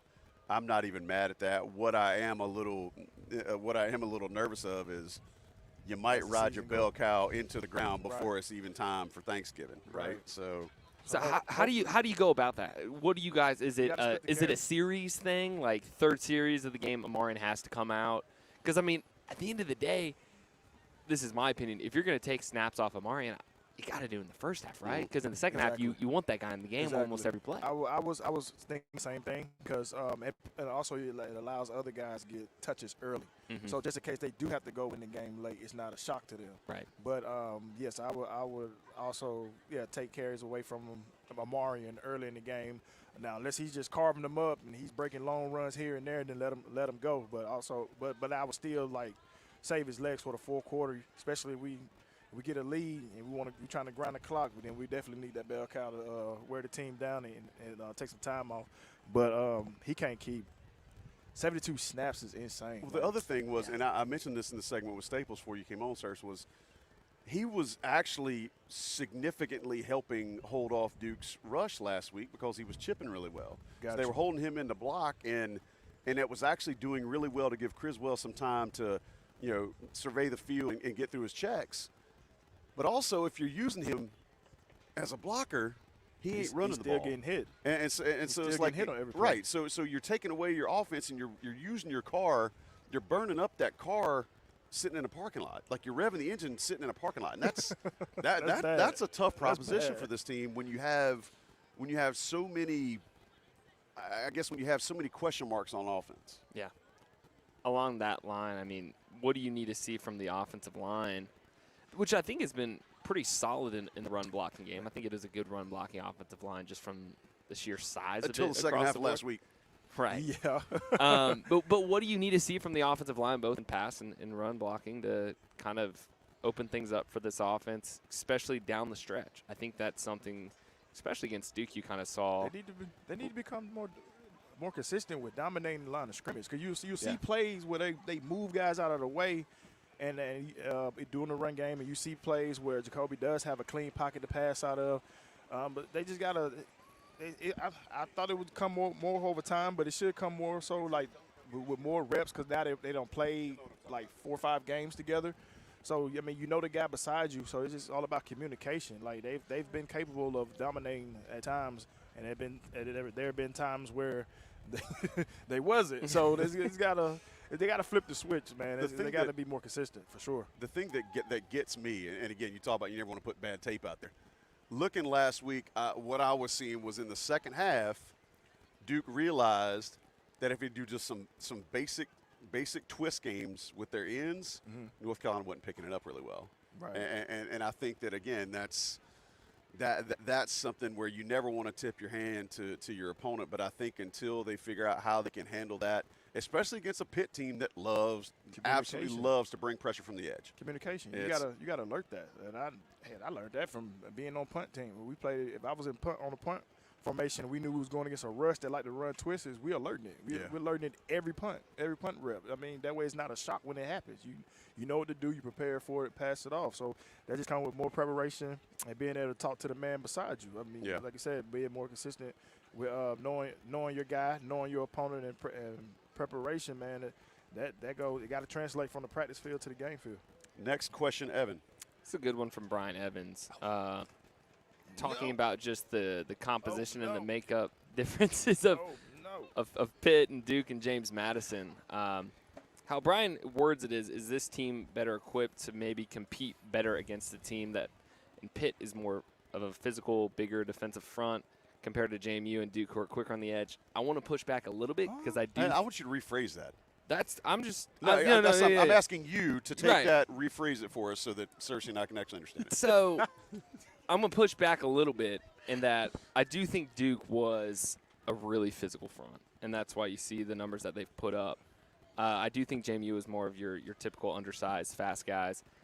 I guess for you guys, within the trenches, how do you see UNC's offensive line, both defensive, both lines of scrimmage, both defensive and offensive, I guess, equipped for a physical game? So how do they match up against Pitt? Because Minnesota is a very similar style within the trenches. I don't think they're as effective or talented as Pitt, but I think you kind of saw what this team can do when they go up against that style of play earlier. And they looked fine against Minnesota. They sure did. Yeah, absolutely. Well, we got the players to match up with the physicality for sure. It's about can they get it done? I mean, it's one thing to sit here and look good on paper, but you got to take it to the field, and that's something that they have to do on both. That's something that Carolina has to do on both sides of the ball. Like I said, it's going to be another good test for them. Again, they got to go out here and find a way to get these wins, man, and that's one of them. And like I said, they played good against more big and physical line, offensive and defensive line, so they match up. They match up better to them. You ain't got our O-line that's 6'7", 6'8", chasing little guys around. Yeah. That gets that could be an issue. So hopefully we can see more dominance out of both sides of the ball today. Rather it's getting tackles for loss and moving the ball in the run game. One of the things I think is a little bit of a question mark that could be fixed a little bit would probably be to have a situation today where your offensive line has a little bit more snaps under their belt together. Because the thing people also don't realize is that Minnesota game was the last time that unit was healthy. Right. Because then you had a couple of guys, missing games here or there. An offensive line is uniquely one of the position groups that they need cohesion. They need to have reps together. They need to have practices together.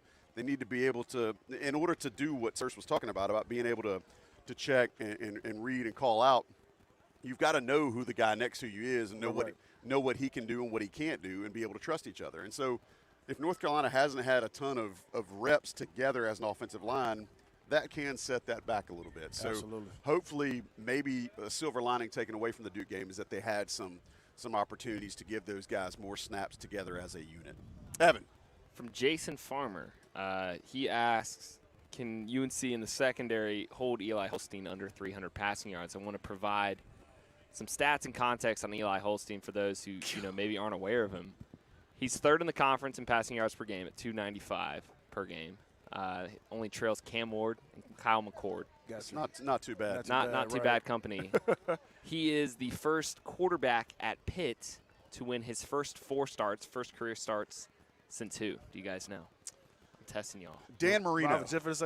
Dan Marino is correct. That's the only one I can think of. 1979.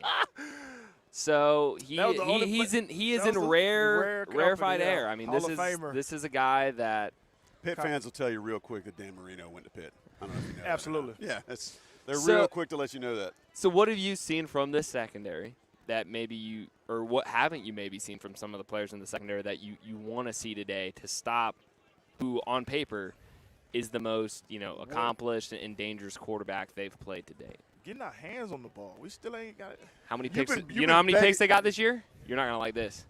They got probably one interception. You've been begging for that. You've been begging for that. It was a Caleb Cost pick too. That was basically he jumped out of the screen and it made an incredibly acrobatic play. There's been some that have hit guys in the hands they haven't held on to. The secondary when I was here, I can't. Dude, we would come away with no less than 25 picks a season as a unit. Like, we got our hands on the ball. You know what I'm saying? Like, you got to create turnovers. You got an offense that loves to throw it and put it in the air. We always took those matchups personally. If they got a great group of receivers, we knew we had a great group of DBs, so we loved those matchups, those competitions. And we knew with the front four that we had, all we got to do is lock in, man. We have chances at the ball, and then when the ball's in the air, you don't have to.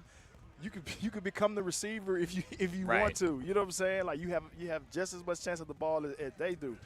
But yeah, you got to be able to create turnovers, man. We need more turnovers. Just having one interception, and we on week 6. That's insane. Like something got to change for sure. Let me say this too, Evan. I think part of it is guys going back to what we're saying about guys doing their jobs and being where they're supposed to be, making sure you're reading the play right. You're checking what your man is doing and reacting to him accordingly. I also think there's probably a little bit of maybe hesitance from these guys because they have been burned a little bit early this season by some other teams. So I don't to Searcy's point, I don't know if you're going to get guys feeling that free. Mm-hmm. But I think that would go a long way towards getting some of these is having your defensive backs be able to play free, not think so much. And actually just, drive on the ball or, play the ball instead of having to worry about, is the guy behind me, do I have safety help? Do I not have safety help? If they can just trust their instincts and trust their teammates, maybe you'll see a little more of that. Maybe guys can be a little more free to play the ball. Another thing is I know with the transfer portal, you got to make guys happy. So you rotate a lot of DBs in and out, but you can't do that all the time. Like when a guy's in, he's playing, he's in rhythm. It's hard, and then you take him out for a series and you put him back in. Now he's cold. Like, nah, let him play. Now if he's out there getting beat or he's out there, is he there? Mental errors and he's messing up. Then take him out. But I mean, the best players got to play. The best players that give you the opportunity, the best chances is to win. They have to be the guys that you trust and put on the field. Like you know what I'm saying? Like you can't. Because I know if I was out there and I'm going to series and I got to come out of series, I'd be pissed. You know what I'm saying? Like because I can't. Every look is not going to be the same when I go back in. But if I'm in there every series and I can pick up what could be coming on this down, and this down, it makes you better as a player. And also with preparation, you think faster and you're ahead of the game. It allows you to play, like you said, it allows you to play more freely and be able to take more chances and whatnot because you've been out there and you've seen because a lot of teams, what formation they run, if they have success on it, they're going to come back to it. So if you've seen it more than once and you could anticipate what's coming, that's another way you make plays on the ball and get off the field. I want to follow up on that because I think that's an interesting point in the idea of getting in a rhythm as a DB, because I think everyone can tell when a quarterback's in rhythm. You can say, oh, yeah, he's making throws on the field, looks good. Right. You can see when a receiver's in rhythm because you're like, time, oh, yeah, he's running around. What does that look like, I guess, from afar? Like, when can you tell, like, oh, yeah, this DB, he's reading stuff right, I guess. What does that rhythm look like, and how do you kind of get into a rhythm over the course of a game? It's just, teams, a lot of times, they script their first 15 plays. Right. So if you get through their first 15, whatever within that first 15 they had success on, you can anticipate they're going to come back to it. So the more you out there, the more formations you see, you pick up on it quicker. Like, okay, last 3rd and 5, they came out in a bunch formation, they ran this route. So I anticipate if they got a first down on that, I anticipate them if they get another 3rd and 5, whether it's that next 3rd and 5 or it could be a 3rd and 5 later on in the game, and they line up in that formation again, you've seen it. Mm-hmm. Now, if you're a guy that's been on the sideline the first couple times when they ran it, and then you come out there, and it's later in the game, or it's a critical down, and now they're in that formation, and you're not hip to, okay, this is new. Because it's different. It's different seeing it from the sideline than actually being in front of it. You know what I'm saying? So if you able to pick up on that as the game goes, you're in rhythm. Like, okay, I seen this before. I seen this formation. I seen this. If you got one-on-one matchups and by the 3rd or 4th series, you kind of notice every time a receiver they'll start playing with his gloves, it's a pass and whatnot. But if you you come off the sideline, you're not anticipating. You didn't see him do that. But you know what I'm saying? So you're not seeing that on the iPad. Exactly. And I think that's the other thing too. I don't think people realize. You'll hear stuff when you're in between those lines. You will hear stuff. Whether it's the quarterback's calls or whether it's his teammates reacting to what's going on, that will tip some plays for you. Absolutely. And you're not going to get that when you're on the sideline. No. So it's one of those where you run this risk of not being able to hold guys accountable, but also recognizing that you have to play your best 11 at all times. I mean, that's the part of coaching that I don't envy at all, because it's absolutely it's a very, very fickle recipe and one that you can come really close to whiffing on as you can to getting it right. Absolutely. You're right about that. You got one more for me? I got one more. All right, give me one more. Well, Yancey makes more of a statement in terms of they think that the receivers are going to have plenty of opportunities to make plays today.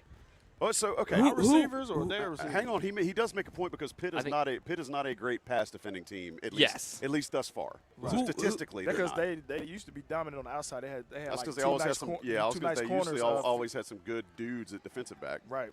Who is a guy that you think in terms of that receiver? Because I still feel like there are pieces in that room. They just need one guy to really submit themselves atop the food chain. I mean, who is a guy that you think could maybe start to make strides in that today? Who needs to play well in order for UNC to have success in that room? Hamilton's starting to show me some things, and Ship is starting to show some things. I think start feeding those two guys. Paysor has actually flashed a little bit, but I think until the old guys decide they want to take it back, I think you got to feed the young pups. Absolutely. I was going to say the same thing. I would love to see Nate McCullers come out and dominate, and because he hasn't been getting the type of targets that he's normally used to getting. He's perfect for a team like this where they send a lot of guys from the front seven. I mean, it's going to open up the flats. It's going to open up the places in the soft spot underneath where he likes to catch and run. Exactly. So, I mean, I would like you said, like one of the older heads to step up and take more control. But if those young dogs are hungry and they eat, hey, feed them. So we'll take our last break. We're going to come right back and talk a little bit now. Excuse me. We're going to talk a little bit now about just kind of breaking down how we think North Carolina can win this game. I still think, Vegas has Pitt as about a 2.5-point favorite as we sit. Who knows if that'll change when we come to kick time. But we'll take our last break. And we'll break down. We'll come back and break down how we think this game's going to play out for the Tar Heels. Denora, Searcy, Evan Rogers. I'm Joey Powell. This is Inside Carolina Live on 97.9 The Hill, WCHL. This is Ryan Taylor, and you're listening to Inside Carolina Live. Hey, Edwin. Why should folks consider Mark Jacobson Toyota? Well, me, I guess. You? That's a little brash. Not just me. Me is our people. I've been here 14 years, and a lot of great folks have been here a whole lot longer. It's a great place to work and a great place to shop. Yes, I never thought of it that way, but yeah, I can see that. Stop by and say hi next time you're on the other side of 40, just up 15501. We'd love to show you what we can do for you at Mark Jacobson Toyota. Hey, Jack. Hey, Lee. Here at Almost Jewelers, things are beginning to feel like fall. I'm particularly excited about our new fashion line by Noam Carver called Ray. I love that line. It has the elegance we know from their bridal jewelry with a contemporary, delicate style. It's been very popular and makes a wonderful gift. Good point, Illy. It's not too early to start thinking about holiday gift giving. Oma's Jewelers in Eastgate Crossing is the place for the most beautiful gifts in Chapel Hill. Oma's Jewelers. The name means diamonds. Let's engage. Online at omasjewelers.com. This is Hubert Davis, head coach of the Tar Heels. The new Sheridan Chapel Hill has been completely renovated with all the amenities you need to fully enjoy your time here. So don't forget to make reservations for you, your family, and friends at the new Sheridan Chapel Hill, where so many Tar Heel alumni and fans stay for home games and other special visits. Go to SheridanChapelHill.com for our home games and your other reasons to be in Chapel Hill. Thank you, and go Heels. Hello, friends. This is Mark Pons with Chapel Hill Tire, and I have big news. Our biggest, bestest, hugest Michelin sale ever is being extended to November 6th. Save up to $180 when you purchase 4 new Michelin tires. Go to promotions.chapelhilltire.com for full details of the extended, biggest, bestest, hugest Michelin sale ever. If you are thinking you might need new tires, now is the time to drive happy, Chapel Hill. Hello, Tar Heel fans. I'm Robbie Oakes, Managing Director of CIMG Residential Mortgage and the Robbie Oakes Mortgage Team.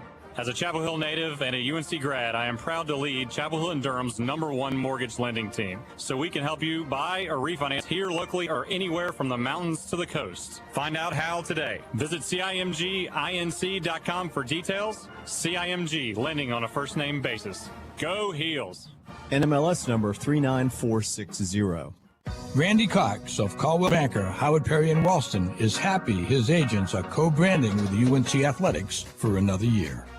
Really excited to go ahead and be a part of WCHL and the Tar Heel Sports Network. The fact that they can brand themselves individually, the fact that the CB brand along with the HPW brand, the WCHL brand is a partner, it really is just a fantastic relationship that I wouldn't have it any other way.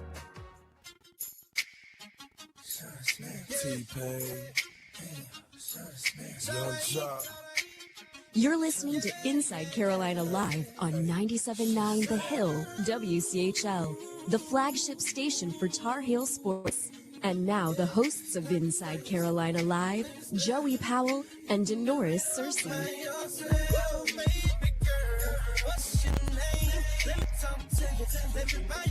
Inside Carolina Live. This is a homecoming song if I've ever heard one. Let it play for a second.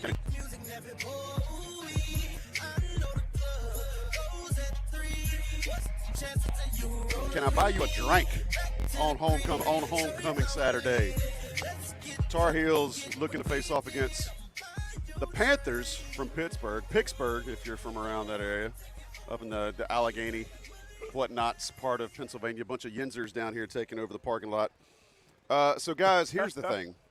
We have talked earlier about all the machinations, the minutia, and all the hubbub that goes into last week's loss coming into this week's homecoming match. So what I'd ask you right now, is there a way for North Carolina to find a win against Pittsburgh today, who, again, coming in undefeated, have found a way to score, have a brand-new offense? Evan, answer me.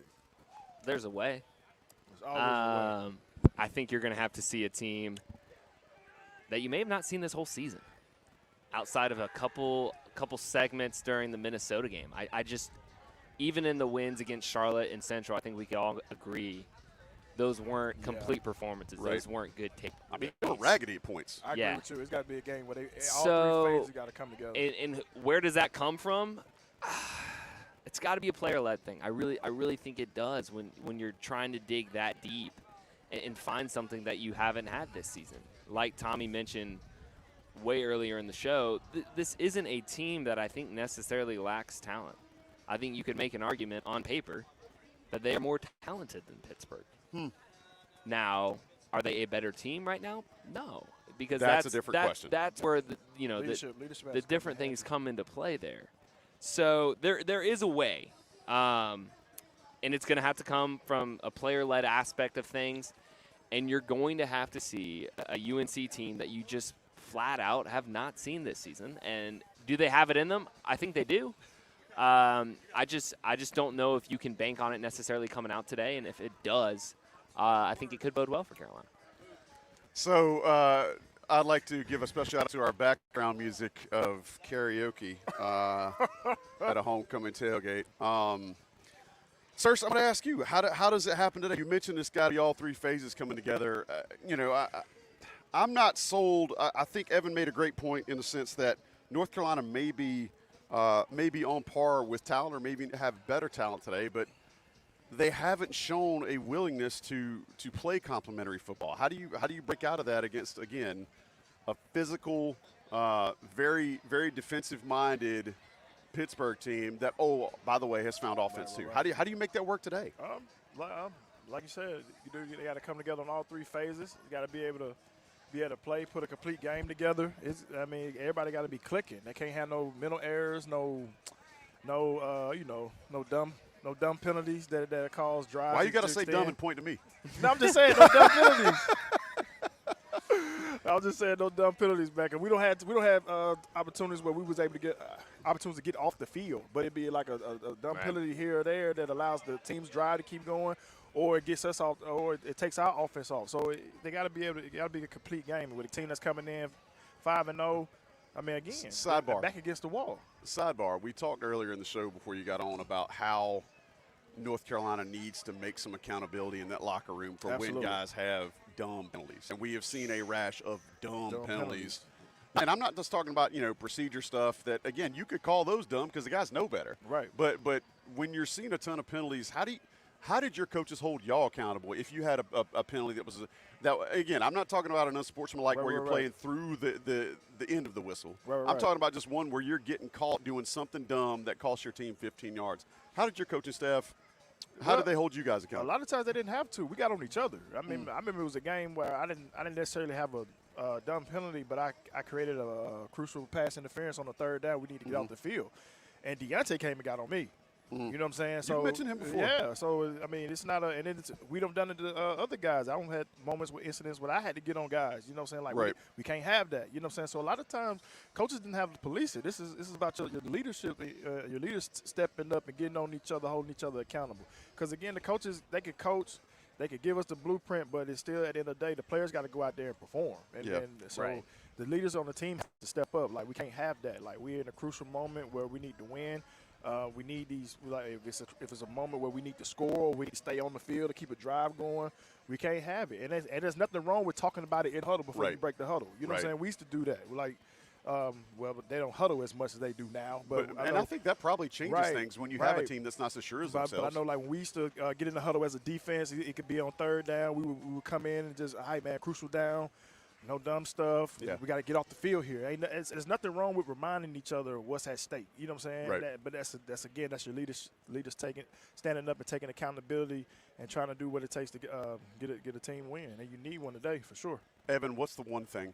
We always talk about in this segment the one thing that has to happen for North Carolina to be successful. And trust me, there's plenty to pick from because the last two games have exposed a lot. So I'm going to ask you, what's the one thing today that North Carolina needs to take care of to find success? I'm going to be a little snarky with this. We'll allow it. If they can get all their punts off cleanly, I think that'll be a success. Not in the literal sense, but the block punts have been that is the top tier of how there are coaching issues currently within this team. That's a coaching thing. That's the poop in the ice cream, to use an old John Calipari analogy. That's the pride. So if those things are fixed, that's where I can think you can get that snowball effect in terms of the coaching aspects. Where I think, there have been areas clearly that Carolina has been outcoached, especially in these last two losses. So if you see something as so minute or just so not, I don't want to say simple because I know a lot goes into a punt block thing, but just something that it should be just just standard essentially. Yeah. If you can see that finally take a turn, maybe you can see those little other aspects of the coaching malpractices to an extent that UNC has had be fixed. and I've got some great. I didn't think Careless that I Whisper could. I didn't behind think me. I could hate Careless Whisper more than I do. But that has been A little eclipsed. sharp, I would say, Thanks to the right folks now. behind us. It's a no for me, dog. Sirs, what is a recipe for a win look like today? Is there a scheme thing you want to see? Is there a way you want to see North Carolina attack their defense? Is there a way you want to see North Carolina's defense try to rein in Holstein? You tell me. You know, man, I'm always gonna go turnover. At one point, you're gonna be right. Eventually, you got to be right. It has to happen. It has to happen. Like we're not getting any. That's what allows drives to happen. So we definitely got to get turnovers and eliminate explosive plays. And tackle. Like we got to be able to tackle better too. A lot of broken and missed tackles that led to first downs and eventually touchdowns. So they got to get that fixed. And then offense has got to be able to stay on the field, convert third downs, and put more points on the scoreboard. And we get up like they got up on Duke. You got to be able to put your foot on their throat and finish. This has to be a rib, right? Like somebody's got to be effing with us to keep having not only karaoke songs during when we're trying to do a radio show, but the songs that they're picking at this point. It's just horrible. This has got to be a gag. And then the people singing them are This horrible. has to be a gag. Offbeat. All right, so I want to look to special guys in the game today and guys you think could really have an effect. I'm going to go ahead and say it. I think this could be a Jacoby Criswell type game. I know we saw him statistically go out of his mind against James Madison, and he looked serviceable in the first half against Duke until they schemed some things up differently in the second half and started getting so much pressure on him. You know, Pitt does bring pressure. Pitt does have a lot of guys that can rattle a quarterback and can break down a pocket. But I do think this might be a day where if Jacoby can find some guys, getting some separation and find some guys on the back end, there may be a way to move the ball in the air. Evan, please tell me there's a guy on the other team named George Michael. I know the people listening to this show can't appreciate the pain that we're going through right now, but y'all, this karaoke behind us might be one of the top three worst things I've ever heard. Mount Rushmore. It is. Yeah. I feel like we're getting pranked. Ooh, I'm split between an offensive and defensive guy. I know where Searcy's going to go with this, so I'll go offensive. That's the way to learn your teammates. There you go. I'm going with Bryson Nesbitt. I think you have started to slowly see Criswell develop a chemistry with Nesbitt. Yeah. That he may have not just doesn't have with some of these receivers. I mean, you saw Nesbitt obviously had the touchdown catch where it was just a simple seam route. The wheel on the sideline on that last drive. That could have been such a big play. If he God, hits that could him, have been such a big play. That's something that you could probably get into field goal range at that point. And Nesbitt is a hybrid enough in that I think he can be your leading receiver. Like he's also still a matchup nightmare. And he is 100%.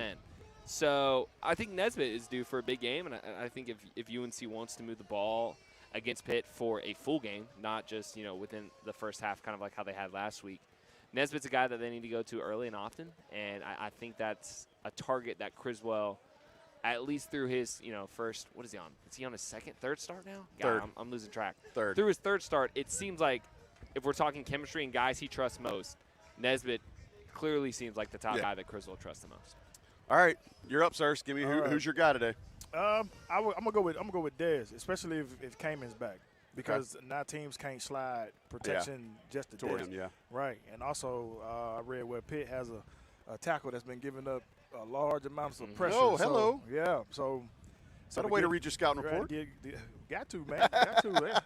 Got to find an edge, man. That's what you got. That's how you get better. But yeah, with the presence of Cayman back, we'll be balanced up front. So teams can't just pinpoint and just chip one side. Cause you chip Cayman, Dez is one-on-one. You chip Dez, Cayman is one-on-one. So you got to pick your poison. So with them knowing the threat that Cayman is, I don't know how much if he plays, he might be on the pitch count because it's gonna be his first game back. So I don't think they're gonna overuse him.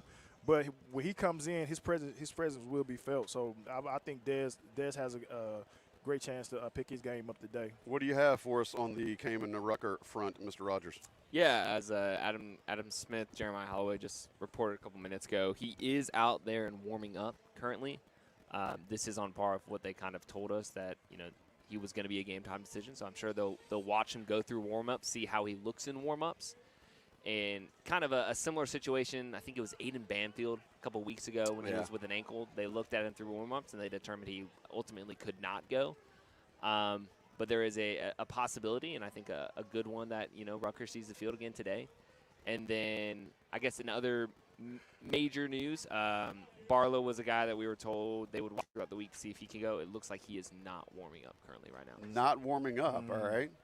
Well, that's as up-to-date as you can get, really. I appreciate that reporting from our guys, Adam and Jeremiah, who are actually on the field watching warm-ups right now at Keenan Stadium. I still think it could be a Criswell game. All right, guys, we got about 2 minutes left. Hit me with some scores. Searce, I'll let you go first.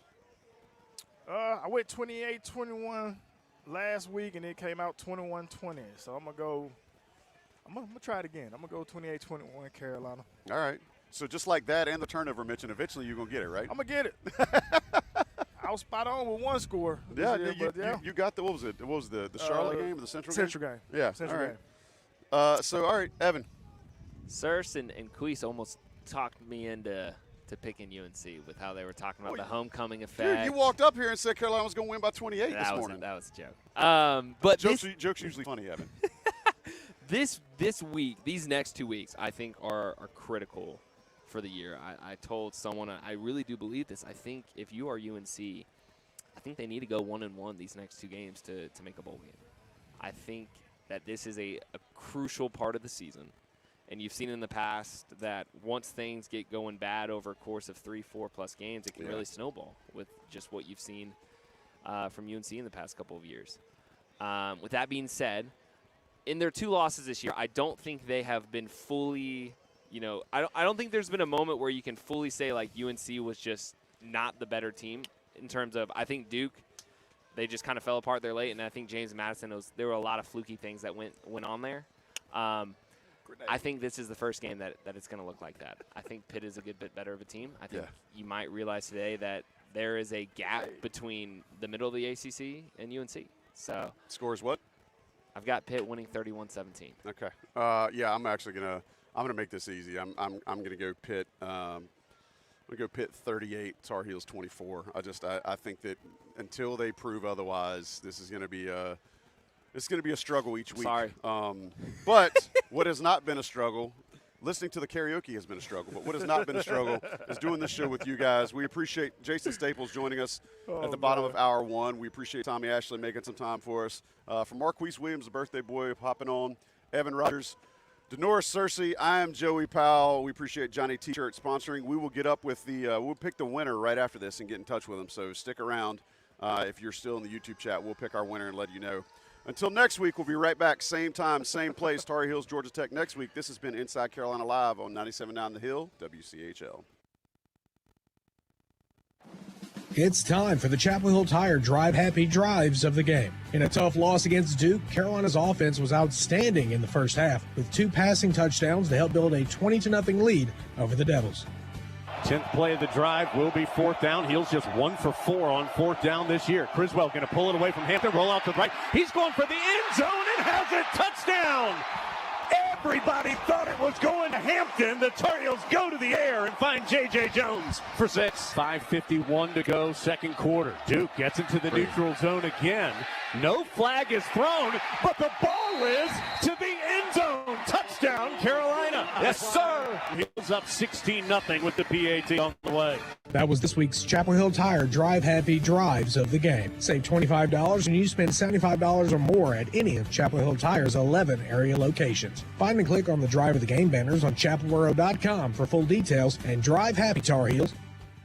This is Jeff Denning with Generator Supercenter of the Triangle. We are the #1 Generac residential installer in North America. 80% of the homeowners that have a generator have a Generac. We want to understand what it is that you're trying to accomplish and what are your fears, wishes, desires. And then how do we do this project the most efficiently? We're also here to give you peace of mind, protection, safety, and security. Go to GeneratorSuperCenterOfTheTriangle.com. That's GeneratorSuperCenterOfTheTriangle.com.